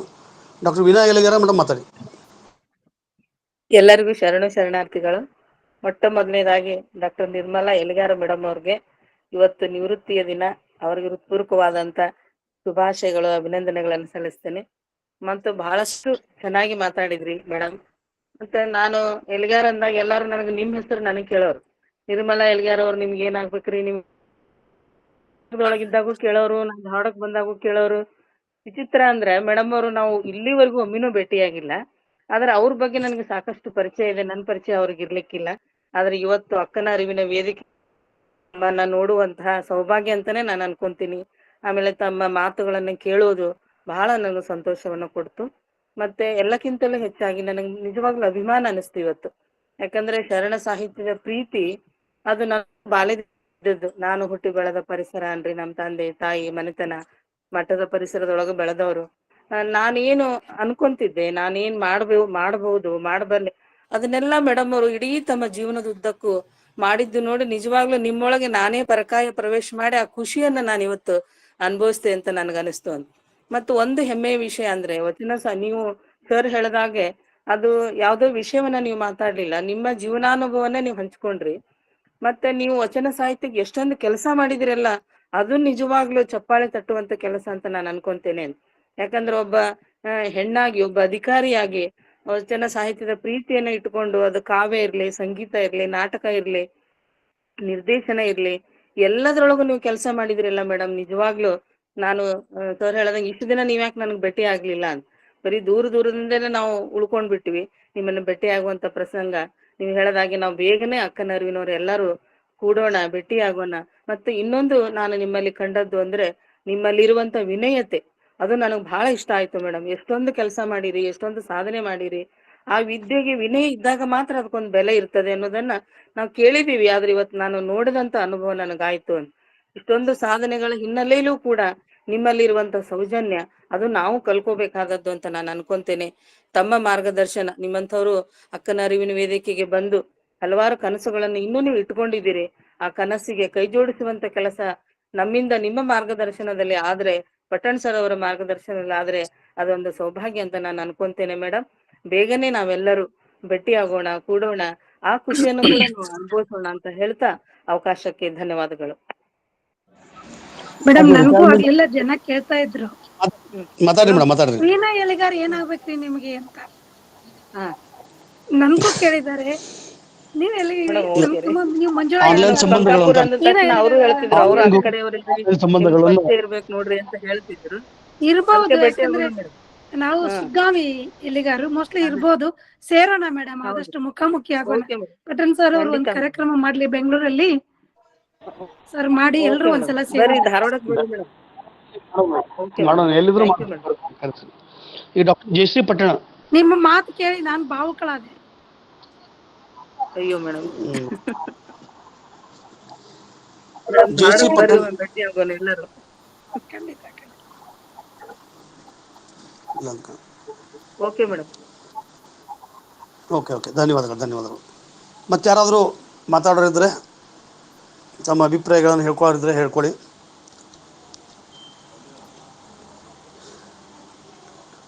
ಸುವರ್ಣಕ್ಕ ಪಾಟೀಲ್ ಅವ್ರು ಮಾತಾಡ್ರಿ. ಸುವರ್ಣಕ್ಕ ಪಾಟೀಲ್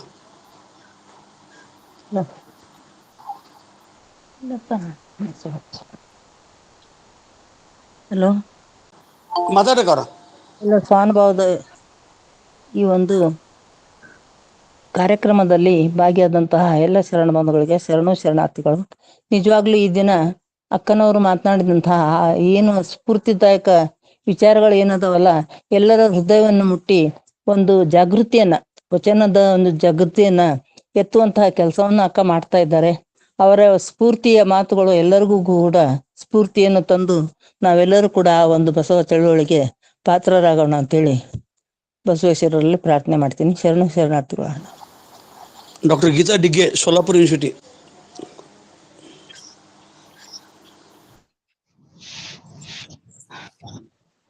ಎಲ್ಲರಿಗೂ ಶರಣಾರ್ಥಿಗಳು.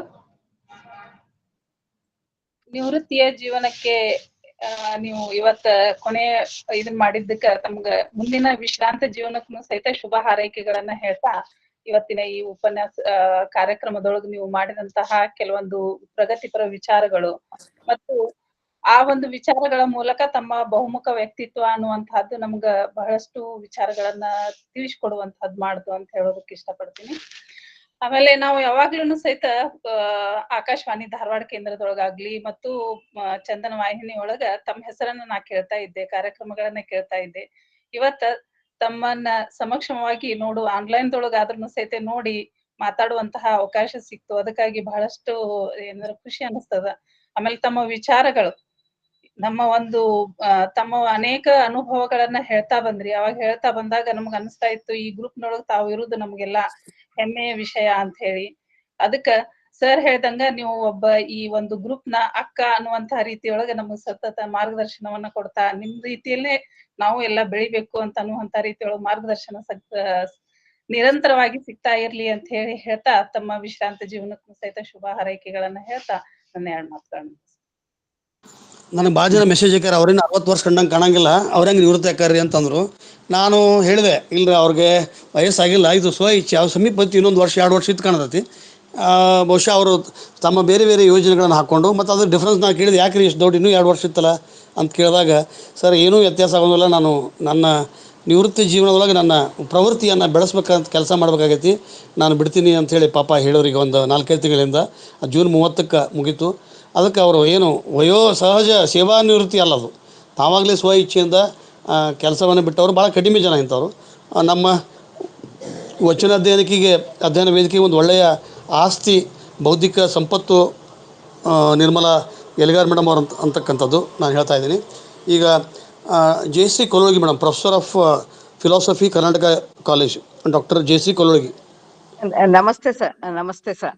ಪಟ್ಟಣ್ ಸರ್ ಅವರಿಗೂ ಮತ್ತು ನಿರ್ಮಲಾ ಮೇಡಮ್ ಅವರಿಗೂ, ರುದ್ರಮೂರ್ತಿ ಅವರಿಗೂ ಅನಂತ ಧನ್ಯವಾದಗಳನ್ನ ಹೇಳ್ತೀನಿ. Nirmala madam, wish you happy retired life. ಇನ್ನು ಈಗ್ಲೇ ಆಗ್ಲೇ ಅತ್ಯುನ್ನತ ದೆಸೆನಲ್ಲಿ ಇದೀರಿ, ಇನ್ನೂ ಹೆಚ್ಚಿನ ಉನ್ನತ ದೆಸೆಗೆ ಹೋಗ್ಲಿ ಅಂತ ನಮ್ಮೆಲ್ಲರ ಬಸವಾಭಿಮಾನಿಗಳ ಒಂದು ಇಷ್ಟ ಅಂತ ಹೇಳ್ತೀನಿ. ಮತ್ ಇನ್ನೊಂದು ಏನು ಅಂದ್ರೆ, ತಮ್ಮ ಅನುಭವದ ಅನುಭೂತಿಯನ್ನ ಎಳೆಯಾಗಿ ನಮಗ ಬಿಚ್ಚಿಟ್ರಿ. ಅದಕ್ಕೆ ಅನಂತ ಧನ್ಯವಾದಗಳನ್ನ ಹೇಳ್ತೀನಿ. You are a role model to every ಬಸವಾಭಿಮಾನಿ. ಎಲ್ಲರಿಗೂ ನಮಗೆ ನೀವು ಒಂದು ರೋಲ್ ಮಾಡೆಲ್ ಅಂತ ಹೇಳ್ತೀವಿ. ನಿಮ್ಮ ಹಾದಿಯಲ್ಲೇ ನಾವು ಸಾಗ್ತೀವಿ. ತಮ್ಮ ಸೇವೆ ಅಮೂಲ್ಯವಾದದ್ದು ಅಂತ ಹೇಳ್ತಾ, ಡಾಕ್ಟರ್ ಪಟ್ಟಣ್ ಸರ್ ಅವರಿಗೆ ಅನಂತ ಧನ್ಯವಾದಗಳನ್ನ ಹೇಳ್ತೀನಿ. ಸರ್, ಬಹಳ ಚೆನ್ನಾಗಿತ್ತು ಪ್ರೋಗ್ರಾಮ್ ಅಂತ ಹೇಳ್ತಾ ನನ್ನ ಮಾತನ್ನ ಮುಗಿಸ್ತೀನಿ. Thank you madam. Thank you sir. Thank you. Doctor M Padishetti sir, ಸಿಂದಗಿಯ ಜನಪದ ಸಂಶೋಧಕರು. ಪಡಿಶೆಟ್ಟಿ ಸರ್.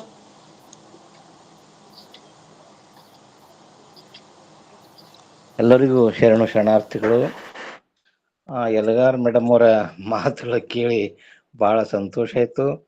ಮಾಧ್ಯಮದೊಳಗ ಸೋಷಿಯಲ್ ಮೀಡಿಯಾ ಇದ್ರೊಳಗ ಈ ರೀತಿ ವಚನ ಸಾಹಿತ್ಯದ ಕಾರ್ಯಕ್ರಮಗಳು ಅವರು ಹಮ್ಮಿಕೊಂಡು ಅನಾವರಣಗೊಳಿಸ್ಯಾರಲ್ಲ ಅನ್ನೋದು ಕೇಳಿ ನನಗೆ ಹಂಡೆ ಹಾಲು ಕುಡಿಸೋಷ್ಟು ಸಂತೋಷ ಆಯ್ತು. ಯಾಕಂದ್ರೆ ಇಷ್ಟು ವಚನ ಸಾಹಿತ್ಯದ ಆಯಾಮ ಈ ರೀತಿ ಪ್ರಸ್ತುತಗೊಳ್ತದಲ್ಲ ಇವತ್ತಿನ ತನಕ ಅನ್ನೋದೇ ಬಹಳ ದೊಡ್ಡ ಕೆಲಸ. ಮೇಡಮ್, ತಮಗೆ ಆಯುರಾರೋಗ್ಯ ಭಾಗ್ಯ ಹೆಚ್ಚಾಗಲಿ, ಇಂಥ ಕೆಲಸ ತಮ್ಮಿಂದ ಇನ್ನೂ ಹೆಚ್ಚಾಗಲಿ, ಇನ್ನಿಷ್ಟು ಈ ಶರಣರ ಚರಿತ್ರೆ ಅನಾವರಣ ಆಗಲಿ ಎನ್ನುವಂತ ಮಾತನ್ನು ಹೇಳ್ತಾ ನನ್ನ ಮಾತಿಗೆ ಮಂಗಲ ಹೇಳುತ್ತೇನೆ. ಅವಕಾಶಕ್ಕಾಗಿ ಧನ್ಯವಾದಗಳು.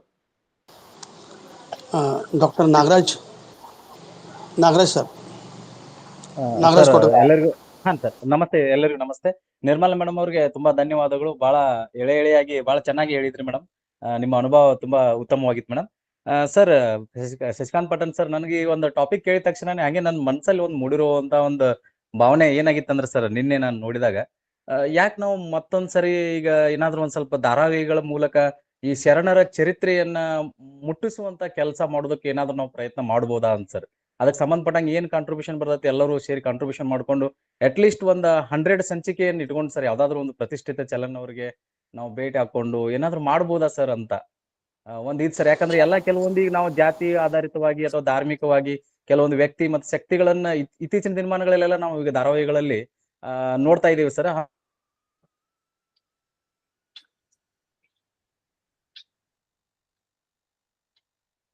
ಸರ್, ಇದಕ್ಕೆ ಸಂಬಂಧಪಟ್ಟಂಗೆ ಸರ್. ಖಂಡಿತ ಸರ್. ಇದು ಒಳಪಂಗಡಗಳನ್ನು ಮೇಡಮ್ ಅವರು ಉತ್ತರ ಹೇಳ್ತಾರೆ.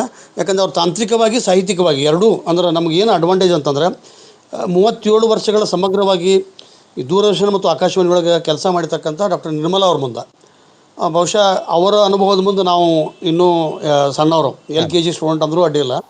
ಅದಕ್ಕೆ ಅವರ ನೇತೃತ್ವದೊಳಗೆ ಒಂದು ಯೂಟ್ಯೂಬ್ ಚಾನಲನ್ನು ಮಾಡ್ಕೊಂತ, ಯಾಕಂದ್ರೆ ಎಕನಾಮಿಕಲಿ ಈಗ ಇಮಿಡಿಯೇಟ್ಲಿ ಅಂದರೆ ಒಂದು $1 ಲಕ್ಷ 2 ಲಕ್ಷ ರೂಪಾಯಿ ನಾವು ಮಾಡೋಕ್ಕಂದ್ರೆ ಯೂಟ್ಯೂಬ್ ಚಾನಲ್ ನಾವು ಮಾಡಿಕೊಂಡು ಅದಕ್ಕೆ ಅಡ್ವರ್ಟೈಸ್ ಮಾಡಿದ್ರೆ ಸಾಕಷ್ಟು ನಮ್ಮ ನೋವಿನ ಸಂಗತಿ ಅಂದರೆ ಇದಕ್ಕೂ ನಾವು ಪೇಮೆಂಟ್ ಮಾಡ್ತಾಯಿದ್ವಿ. ಈಗ ಅದರ ಜನ ಹೆಚ್ಚಿನ ಸಬ್ಸ್ಕ್ರೈಬ್ ಆಗೋಕತ್ತಿಲ್ಲ. ವಚನ ಅಧ್ಯಯನ ವೇದಿಕೆಗೆ 2,500 ಜನ ಸಬ್ಸ್ಕ್ರೈಬರ್ ಆಗಾರ, ವ್ಯೂಸ್ ಆಗಬೇಕು. ಅದ್ರ ಟೆಕ್ನಿಕಲಿ ನಮ್ಗೆ ಇನ್ನೂ ಗೊತ್ತಿಲ್ಲ.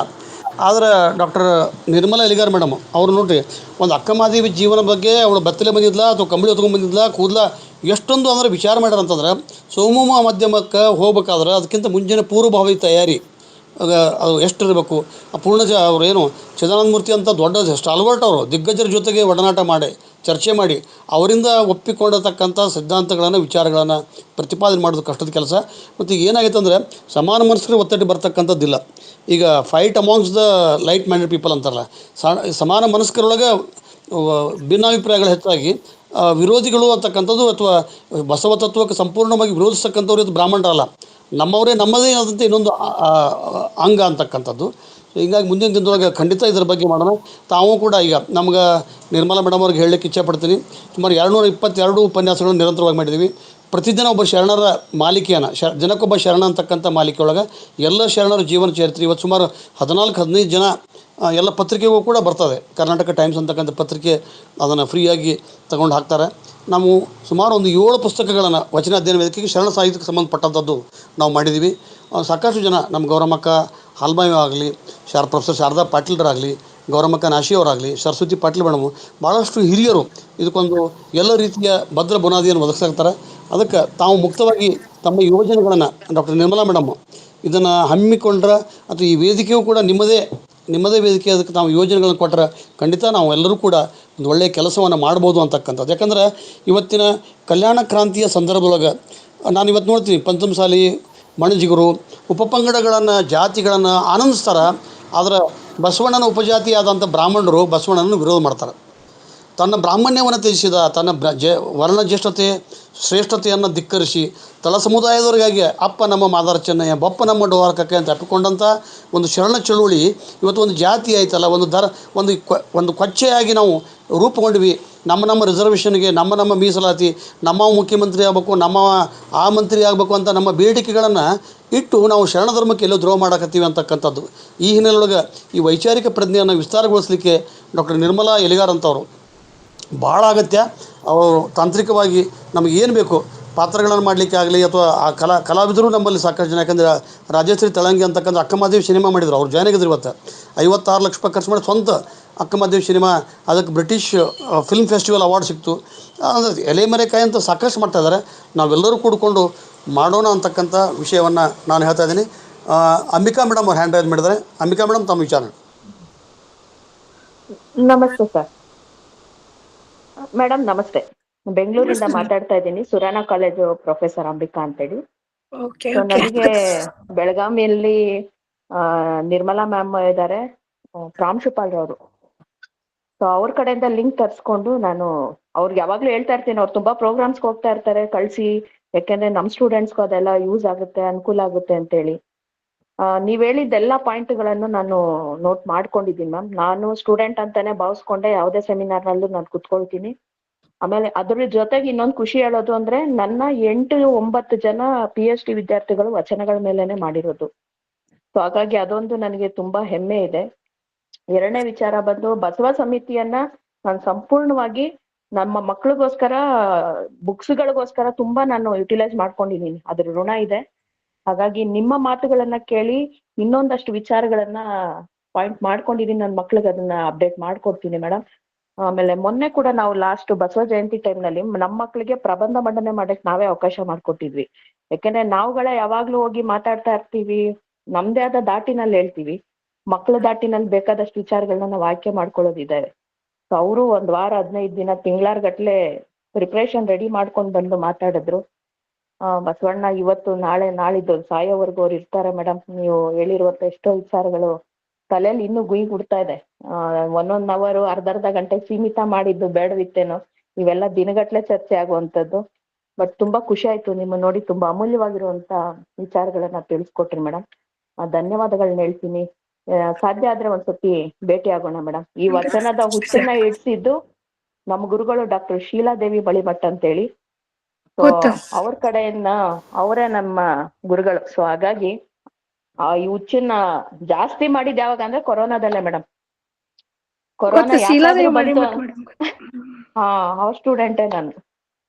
ಸೊ ಅವ್ರ ಕೈ ಕೆಳಗೆ ಬೆಳೆದ್ ಬಂದವಳು. ಹಾಗಾಗಿ ಅವ್ರನ್ನ ಯಾವತ್ತಿದ್ರು ಮೇಡಮ್ ತರ ನೋಡ್ಲಿಲ್ಲ, ಒಬ್ಬ ತಾಯಿ ತರ ನೋಡಿದ್ದೀನಿ. ನನ್ನನ್ನ ಮಗಳಾಗಿ ಯಾವ ರೀತಿ ನಡ್ಸ್ಕೊಂಡ್ ಹೋಗ್ಬೇಕು, ಏನ್ ಕಲಿಸ್ಬೇಕು, ಏನ್ ತಪ್ಪುಗಳಿದೆ, ಏನ್ ಸರಿ ಇದೆ, ಅದನ್ನೆಲ್ಲಾನು ತೀಡ್ದವ್ರು ಮುಂದೇನು ತೀಡ್ತಾರೆ ಅನ್ನೋ ಮಾತನ್ನ ಇಟ್ಕೊಂಡು ನೀವು ಅದ್ಭುತವಾಗಿರುವಂತ ವಿಚಾರ ಹೇಳಿದ್ರಿ. ನನಗೆ 2 ಮಾತಾಡ್ಲಿಕ್ಕೆ ಅವಕಾಶ ಮಾಡ್ಕೊಟ್ಟಿದ್ದಕ್ಕೆ ತುಂಬಾ ಧನ್ಯವಾದಗಳು ಮೇಡಮ್. ತುಂಬಾ ಧನ್ಯವಾದಗಳು ಮೇಡಮ್. ಶರಣಾರ್ಥಿ ಎಲ್ರಿಗೂ. ಈಗ ಕೊನೆಗೆ ವಿಜಯಗೌಡ ಅದಾರ. ಅದಾದಮೇಲೆ ಇವತ್ತಿನ ದತ್ತಿದಾನಿ ಆದಂಥ ಡಾಕ್ಟರ್ ಕಸ್ತೂರಿ ದಳವಾಯಿ ಅವರು ಹೇಳ್ತಾರೆ. ವಿಜಯ ಮೇಡಮ್, ನೀವು ಹ್ಯಾಂಡಲ್ ಮಾಡಿದರೆ 1 ನಿಮಿಷ ಮಾತಾಡಿ. ವಿಜಯಗೌಡ ಮೇಡಮ್ ಇಲ್ಲ. ಇವತ್ತಿನ ದತ್ತಿದಾನಿಗಳ ಪರಿಚಯವನ್ನು ಈಗಾಗಲೇ ಮಾಡಿದ್ದೀನಿ. ಒಂದು ಸೃಜನಶೀಲ ಮನಸ್ಸು, ಬುದ್ಧ, ಬಸವ, ಬಾಪು, ಅಂಬೇಡ್ಕರ್ ಇವರ ವಿಚಾರದೊಳ ನಂಬಿಕೆ ಇಟ್ಟುಕೊಂಡು ಪಂಪನ ಅಣ್ಣಿಗೇರಿಯಾಗ ಜನ್ಮ ತಾಳಿದಂಥ ಕಸ್ತೂರಿ ದಳವಾಯಿ ಮೇಡಮ್ ಹಲವಾರು ಪ್ರಶಸ್ತಿಗಳನ್ನು, ಹಲವಾರು ಕೃತಿಗಳನ್ನು ಕನ್ನಡ ಸಾಹಿತ್ಯ ಲೋಕಕ್ಕೆ ಕೊಡುವುದಲ್ಲದೆ, ಈಗ ತಾಯಿದ್ರ ತವರೆಚ್ಚು ಅಂತಕ್ಕಂಥ ಒಂದು ಜಾನಪದ ಶೈಲಿಯ ಒಂದು ನಮ್ಮ ತಾಯಿಯ ಬಗ್ಗೆ ಸುಮಾರು 63 ಲೇಖಕಿಯರು ಬರ್ದಾರೆ. ಆ ಕೃತಿ 340 ಪುಟದ ಪುಸ್ತಕ ಇನ್ನು ಕೆಲವೇ ದಿನದೊಳಗೆ ನನ್ನ ಸಂಪಾದಕದು ಅವ್ರ ಸಹ ಸಂಪಾದಕದೊಳಗೆ ಬರಲಿದೆ. ಅವರು ತಮ್ಮ ಅಭಿಪ್ರಾಯಗಳನ್ನು ಹೇಳಬೇಕು ಅಂತ ತಿಳ್ಕೊಂಡು ಅವ್ರಲ್ಲಿ ಕೇಳ್ಕೊತೀನಿ. ಎಲ್ರಿಗೂ ಶರಣಾರ್ಥಿ. ಇವತ್ತು ನಮ್ಮ ಅಪ್ಪ ಅಮ್ಮಂದ ಸ್ಮರಣಾರ್ಥ ಉಪನ್ಯಾಸ ಇಟ್ಕೊಂಡಿದ್ದೀರಿ. ಅದ್ರಲ್ಲಿನೇ ಡಾಕ್ಟರ್ ನಿರ್ಮಲಾ ಎಲಿಗಾರ್ ಅವರು ಮಾಡಿದ್ದಾರೆ. ಅದು ಒಂದು ನನಗೆ ತುಂಬಾ ಹೆಮ್ಮೆ ವಿಷಯ. ನಮ್ಮಮ್ಮ ಹೆಣ್ಮಕ್ಳಂದ್ರೆ ಬಹಳ ಪ್ರೀತಿ. ಫ್ರೆಂಚ್ ಮಹಿಳೆ ಮೆಕಾಲ್ ಡೆಗಾಲ್ ಹೇಳುವ ಹಾಗೆ ಅದೊಂದ್ ಶಕ್ತಿ, ಅದೊಂದ್ ವ್ಯಕ್ತಿ, ಅದ್ರ ಪ್ರತಿರೂಪನೆ ನಿರ್ಮಲಾ ಎಲಿಗಾರ್ ಮೇಡಮ್ ಅವರು. ಸಮೂಹ ಮಾಧ್ಯಮಗಳಲ್ಲಿ ಶರಣರ ವ್ಯಕ್ತಿತ್ವವನ್ನ ರಾಷ್ಟ್ರದಾದ್ಯಂತ ವಿಶ್ವದಾದ್ಯಂತ ಪಸರಿಸುವಂತಹ ಕೆಲಸದಲ್ಲಿ ತಮ್ಮನ್ನ ನಿರಂತರವಾಗಿ ತೊಡಗಿಸಿಕೊಂಡು ಈಗ ವೃತ್ತಿಯಿಂದ ಇನ್ನೊಂದು ಕಾರ್ಯಕ್ಕೆ, ಇನ್ನೊಂದು ರಂಗಭೂಮಿಗೆ ತಮ್ಮನ್ನ ತೊಡಗಿಸ್ಕೊಳ್ತಾ ಇದ್ದಾರೆ. ಅವರಿಗೆ ದೇವರು ಆಯುಷ್ಯ, ಆರೋಗ್ಯ, ಸಂಪತ್, ಸಮೃದ್ಧಿ, ಹೆಚ್ಚಿನ ಜ್ಞಾನವನ್ನ ನೀಡ್ಲಿ ಅಂತ ಹೇಳಿ, ಅವ್ರ ಜೊತೆಗೆ ಸದಾ ನಮ್ಮ ಒಂದು ಶಕ್ತಿ ಪ್ರೇರಕವಾಗಿರ್ತೈತೆ ಅಂತ ಹೇಳಿ ಈ ರೀತಿಯಾದಂತಹ ಕಾರ್ಯಕ್ರಮಗಳನ್ನ ಇನ್ನೂ ಮುನ್ನಡೆಸ್ಲಿ ಮೇಡಮ್ ಅವರು. ಶರಣರ ವಿಚಾರಧಾರೆ ಚಿಂತನೆಗಳನ್ನ ಜೀವಂತವಾಗಿ ಮುಂದಿನ ಜನಾಂಗಗಳಿಗೆ ಪಸರಿಸ್ಲಿ ಅಂತ ಹೇಳಿ ನನ್ನ 2 ಮಾತುಗಳನ್ನ ಮುಗಿಸ್ತೇನೆ. ಅದೇ ರೀತಿಯಾಗಿ ಡಾಕ್ಟರ್ ಪಟ್ಟಣ್ ಶೆಟ್ಟಿ ಸರ್ ಅವರು ಮಾರ್ಗಸೂಚಿ ಮಾತುಗಳನ್ನ, ದಿಕ್ಸೂಚಿ ಮಾತುಗಳನ್ನ ಎಲ್ಲ ಶರಣ ಬಂಧುಗಳಿಗೆ ನೀಡ್ತಾನೆ ನಿರಂತರ ಅಹರ್ನಿಶ ತಮ್ಮನ್ನು ದುಡಿಸ್ಕೊಳ್ತಾ ಇದ್ದಾರೆ. ಅವ್ರಿಗೂ ಕೂಡ ಶರಣಾರ್ಥಿ. ಈ ವೇದಿಕೆನಲ್ಲಿರ್ತಕ್ಕಂಥ ಎಲ್ಲ ಹೃದಯವಂತ ಮಹನೀಯರಿದ್ದಾರೆ, ಗುಣವಂತ ಮಹನೀಯರಿದ್ದಾರೆ. ಅವರೆಲ್ಲರ ಪಾದಗಳಿಗೆ ಶರಣಗಳನ್ನ ಅರ್ಪಿಸಿ ನನ್ನ 2 ಮಾತುಗಳನ್ನ ಮುಗಿಸ್ತೇನೆ. ಜೈ ನಿತ್ಯ ಶುಭ ಮಂಗಳ. ಧನ್ಯವಾದಗಳು. ಸನ್ಮಾನ್ಯ ಶ್ರೀ ಮಾದೇವ್ ಹೊರಟ್ಟಿ ಸಾಹೇಬ್ರು. ಹೊರಟ್ಟಿ ಸರ್.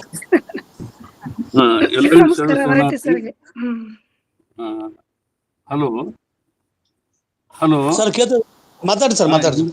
ಎಲ್ರಿಗೂ ಶರಣಾರ್ಥಿಗಳು. ಇವತ್ತು ಡಾಕ್ಟರ್ ಶಶಿಕಾಂತ್ ಪಟ್ಟಣ್ ಅವರು ಒಳ್ಳೆಯ ವಿಷಯವನ್ನಿಟ್ರು. ಆಮೇಲೆ ಶ್ರೀಮತಿ ನಿರ್ಮಲಾ ಎಲಿಗಾರ್ ಅವರು ಬಹಳ ಚೆನ್ನಾಗಿ ಮಾತಾಡಿದ್ರು, ಮನಸ್ಸು ತುಂಬ ಮಾತಾಡಿದ್ರು.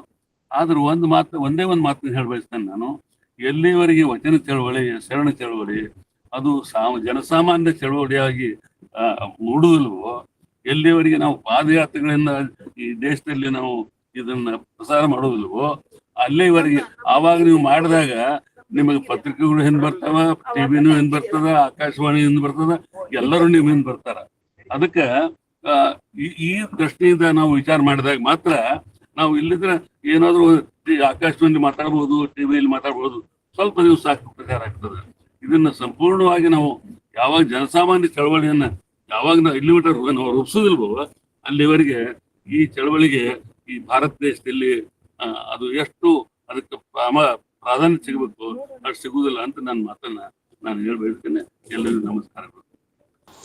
ಧನ್ಯವಾದಗಳು ಸರ್. ತಮ್ಮ ವಿಚಾರ ಸರಿ, ಅದರ ಸೈದ್ಧಾಂತಿಕ ಸ್ಪಷ್ಟತೆ, ಬಸವಣ್ಣ ಮತ್ತು ವಚನ ಚಳವಳಿಯ ಬಗ್ಗೆ ಇಂಥ ಒಂದು ಕಾರ್ಯಕ್ರಮಗಳ ಜೊತೆಗೆ ತಾವು ಹೇಳುವಾಗಿ ಜನಪರ ಕಾಳಜಿ, ಜನಪರ ಹೋರಾಟ ಮತ್ತು ಏನು ಮಾಡಬೇಕಲ್ಲ, ತಾವು ಏನು 40-50 ವರ್ಷದ ಹಿಂದೆ ಕೈಗೊಂಡಂಥ ಒಂದು ವಿಚಾರವನ್ನು ನಾವು ಮಾಡೋಣ. ಈಗ ಡಾಕ್ಟರ್ ನಿರ್ಮಲಾ ಭಟ್ಟಲ್ ಬೆಳಗಾವಿಯಿಂದ ಹ್ಯಾಂಡ್ ಮಾಡಿದ್ದಾರೆ, ಮಾತಾಡಿ ಮೇಡಮ್. ಮೇಡಮ್ ನಮಸ್ತೆ. ಮೇಡಮ್ ನಮಸ್ತೆ. ಬಹಳ ಖುಷಿ ಆಯ್ತು. ಯಾಕಂತಂದ್ರೆ ನೀವು ಮಾಧ್ಯಮದಲ್ಲಿ ಬಸವ ಸಾಹಿತ್ಯವನ್ನ ಪ್ರಸಾರ ಮಾಡ್ಲಿಕ್ಕೆ ಎಲೆಮರೆ ಕಾಯಿ ಆಗಿದೆ. ಇವತ್ತು ಗೊತ್ತಾಗ್ತದೆಲ್ಲ ಹಿಂಗೈತಿ ಅಂತ ಹೇಳಿ. ನಿಜವಾಗೂ ನಾನು ಎದೆ ತುಂಬಿ ಹಾಡುವ ಎಪಿಸೋಡ್ ಅನ್ನ ಒಂದು ಮಿಸ್ ಮಾಡ್ದೆ ನೋಡಿರೋಳು. ಅವಾಗ ನನ್ ಬಹಳ ಕಾಯ್ತಾ ಇದ್ದೆ, ನಾನು ಯಾರಿಂತ ಒಳ್ಳೆ ಐಡಿಯಾ ಕೊಟ್ಟಿದ್ದಾರೆ ಅವ್ರಿಗೆ ಬಸವಣ್ಣ ಅವ್ರ ವಚನ. ಆಮೇಲೆ ಪ್ರತಿ ವಾರ ಕಾಯ್ತಿದ್ವಿ ನಾವು ಯಾವ ವಚನ ಇವತ್ತು ವಿಶ್ಲೇಷಣೆ ಮಾಡ್ತಾರ ಅಂತ. ಅದು ಹೆಂಗ್ ನಮ್ಮನ್ನ ಪ್ರೇಕ್ಷಕರನ್ನ ಕರ್ಕೊಂಡ್ ಹೋಗ್ತಿತ್ತು ಅಂದ್ರೆ ಒಂದು ಝೋನ್ ಒಳಗೆ ಇರ್ತಿದ್ವಿ ನಾವು. ಒಂದು ದೈವಿಕ ಕಳೆಯನ್ನ ಕಾರ್ಯಕ್ರಮಕ್ಕೆ ತಂದು ಕೊಡುವ ನಿಟ್ಟಿನಲ್ಲಿ SPB ಅವರು ಬಹಳ ಚೆನ್ನಾಗಿ ಅದನ್ನ ಹೇಳ್ತಾ ಇದ್ರು. ಸೊ ನಂಗೆ ಇವತ್ತು ಬಹಳ ಖುಷಿಯಾಗಿತ್ತೇನು ಅಂದ್ರೆ ಅವರಿಗೆ ನೀವು ಅದೊಂದು ವಚನದ ಪುಸ್ತಕ ಕೊಟ್ಟು ಮಾಧ್ಯಮದಲ್ಲಿ ಅದು ಬಹಳ ಒಳ್ಳೆ ಒಂದು ಮೆರುಗು ತಂದು ಕೊಡ್ತು.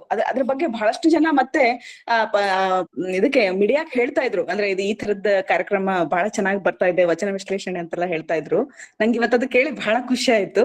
ಜೊತೆಗೆ ನೀವು ಒಬ್ಬ ವ್ಯಕ್ತಿಯಾಗಿ ಅಥವಾ ಬಸವ ಸಾಹಿತ್ಯವನ್ನ ಪ್ರಸಾರ ಮಾಡ್ಲಿಕ್ಕೆ ನಿಮಗ ಒಂದು ಅಧಿಕಾರ ಅಥವಾ ಅವಕಾಶಗಳು, ಅದನ್ನ ಬಹಳ ಸದುಪಯೋಗ ಪಡಿಸ್ಕೊಂಡು ನೀವು ರೇಡಿಯೋ ಮಾಧ್ಯಮದಲ್ಲೂ ನಾವು ಈ ಕಾರ್ಯಕ್ರಮಗಳನ್ನ ಕೇಳಾಗ ಒಂದು ವಚನ, ಒಂದು ದಾಸರ ಪದ, ಹೀಗೆ ಒಂದು ರೂಢಿ ಇರ್ತದಲ್ಲಿ, ಅಂದ್ರೆ ಇದೇ ರೀತಿಯಾಗಿ ಪ್ರಸಾರ ಇರ್ಬೇಕು ಅಂತ.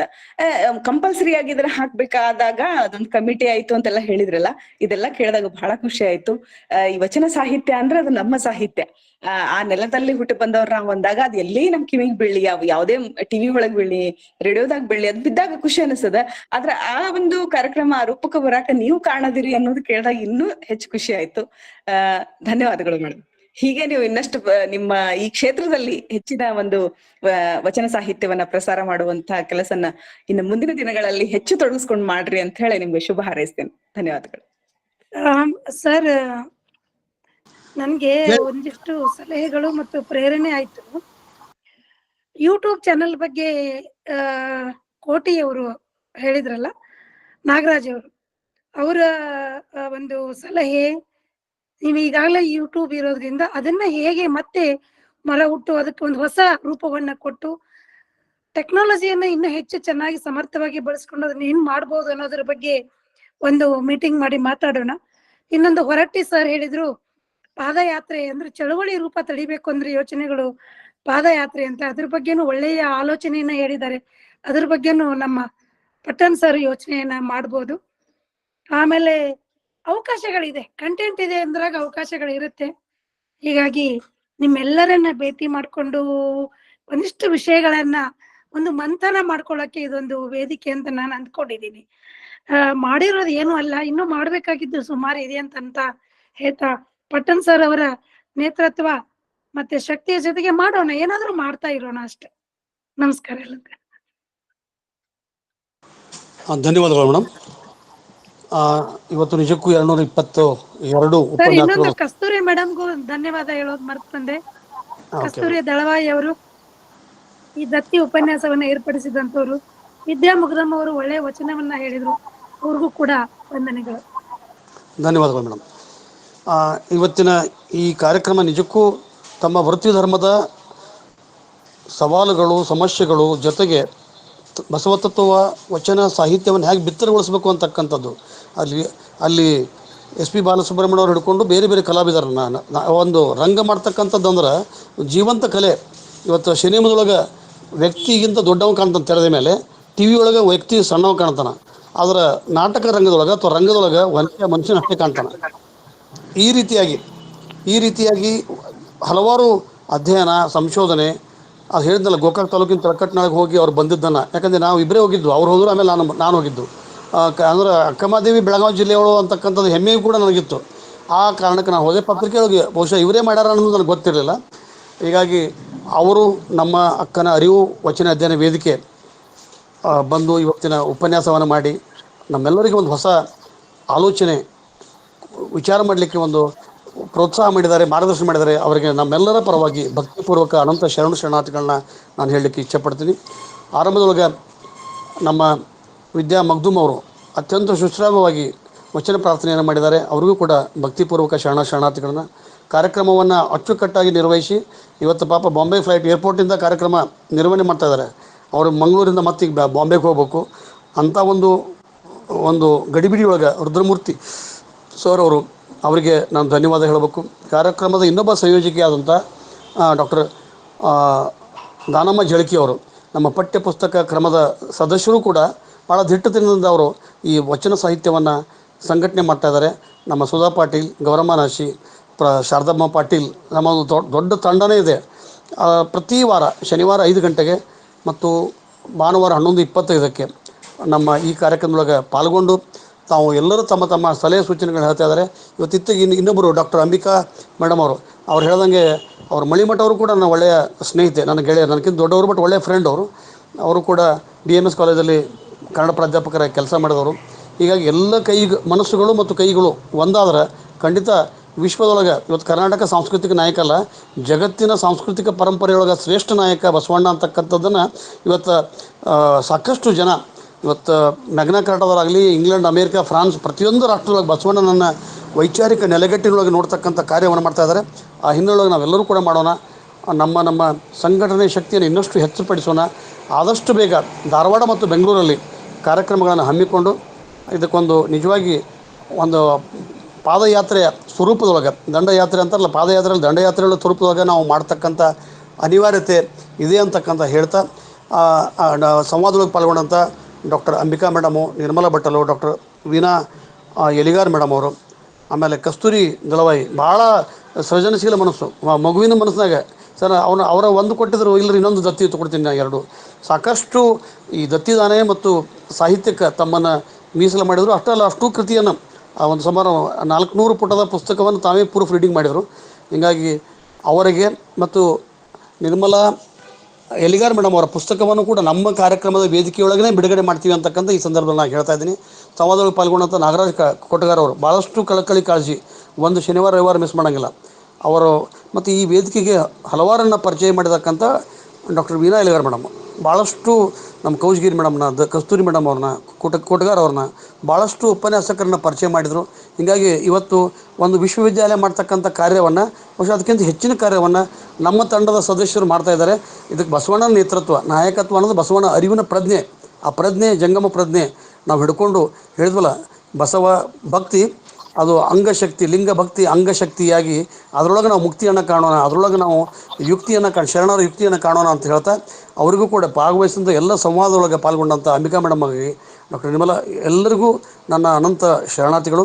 ಕೊನೆಗೆ ರತ್ನಕ್ಕ ಕಾದ್ರೋಳಿ ಅವರು ವಚನ ಮಂಗಲ ಮಾಡಲಿ ಅಂತೇಳಿ ಅಲ್ಲಿ ಕೇಳ್ಕೊಳ್ತಾರೆ.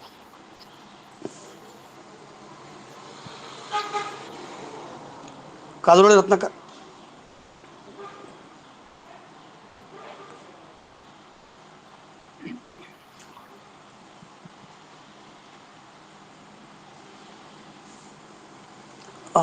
ಮಂಜುಳಾ ಕುಮಾರಿ ಅವರು ಯಾರು ಹ್ಯಾಂಡ್ ರೈಸ್ ಮಾಡಿದ್ದಾರೆ? ಮಂಜುಳಾ ಕುಮಾರಿ ಮಾತಾಡಿ, ಒಂದು ನಿಮಿಷದಲ್ಲಿ ಮಾತಾಡಿ.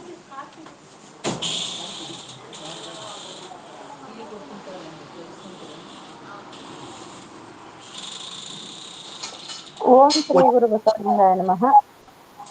ವಚನದಲ್ಲಿ ನಾಮಾಮೃತ ತುಂಬಿ, ವಚನದಲ್ಲಿ ನಾಮಾಮೃತ ತುಂಬಿ, ನಯನದಲ್ಲಿ ನಿಮ್ಮ ಮೂರ್ತಿ ತುಂಬಿ, ನಯನದಲ್ಲಿ ನಿಮ್ಮ ಮೂರ್ತಿ ತುಂಬಿ, ಕಿವಿಯಲ್ಲಿ ಕೀರುತಿ ತುಂಬಿ, ಕಿವಿಯಲ್ಲಿ ಕೀರುತಿ ತುಂಬಿ, ಕೂಡಲ ಸಂಗಮ ಕೂಡಲ ಸಂಗಮ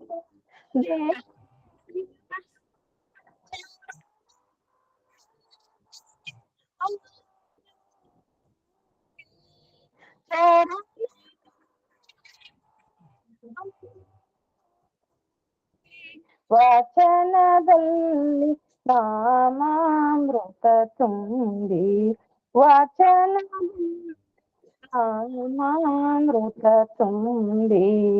ಶರಣಾರ್ಥಿ. ಧನ್ಯವಾದಗಳು. ಪ್ರತಿ ಶನಿವಾರ 5 ಗಂಟೆಗೆ ಇದೇ ಲಿಂಕಿನಿಂದ, ಆಮೇಲೆ ಪ್ರತಿ ರವಿವಾರ 11:25ಕ್ಕೆ ಬರ್ರಿ. ಮತ್ತೊಮ್ಮೆ ಶುಭ ಕೋರೋಣ ಎಲ್ಲರೂ. ಇವತ್ತು ಕೇಕ್ ಇದ್ರೆ ಕಟ್ ಮಾಡ್ಬೋದಿತ್ತು. ಮುಂದಿನ ಸಲ ಬೆಂಗಳೂರಿಗೆ ಹೋದಾಗ ಡಾಕ್ಟರ್ ನಿರ್ಮಲಾ ಅವ್ರ ಮನೆಯೊಳಗೆ ಎಲ್ಲರೂ ಕೇಕ್ ಕತ್ತರಿಸಿನ ಹುಟ್ಟುಹಬ್ಬನ ಆಚರಿಸೋಣ ಅಂತ ಹೇಳ್ತಾ ಖಂಡಿತ ಬನ್ನಿ. ಬರ್ತೀವಿ, ಖಂಡಿತ. ಧನ್ಯವಾದಗಳನ್ನ ಹೇಳ್ತಾ ಇವತ್ತಿನ ಕಾರ್ಯಕ್ರಮ ಇಲ್ಲಿಗೆ ಮುಗೀತು ಅಂತ ತಿಳ್ಕೊಂಡು ಹೇಳ್ತೀವಿ. ಎಲ್ಲರಿಗೂ ಭಕ್ತಿಪೂರ್ವಕ ಶರಣಾರ್ಥಿಗಳು.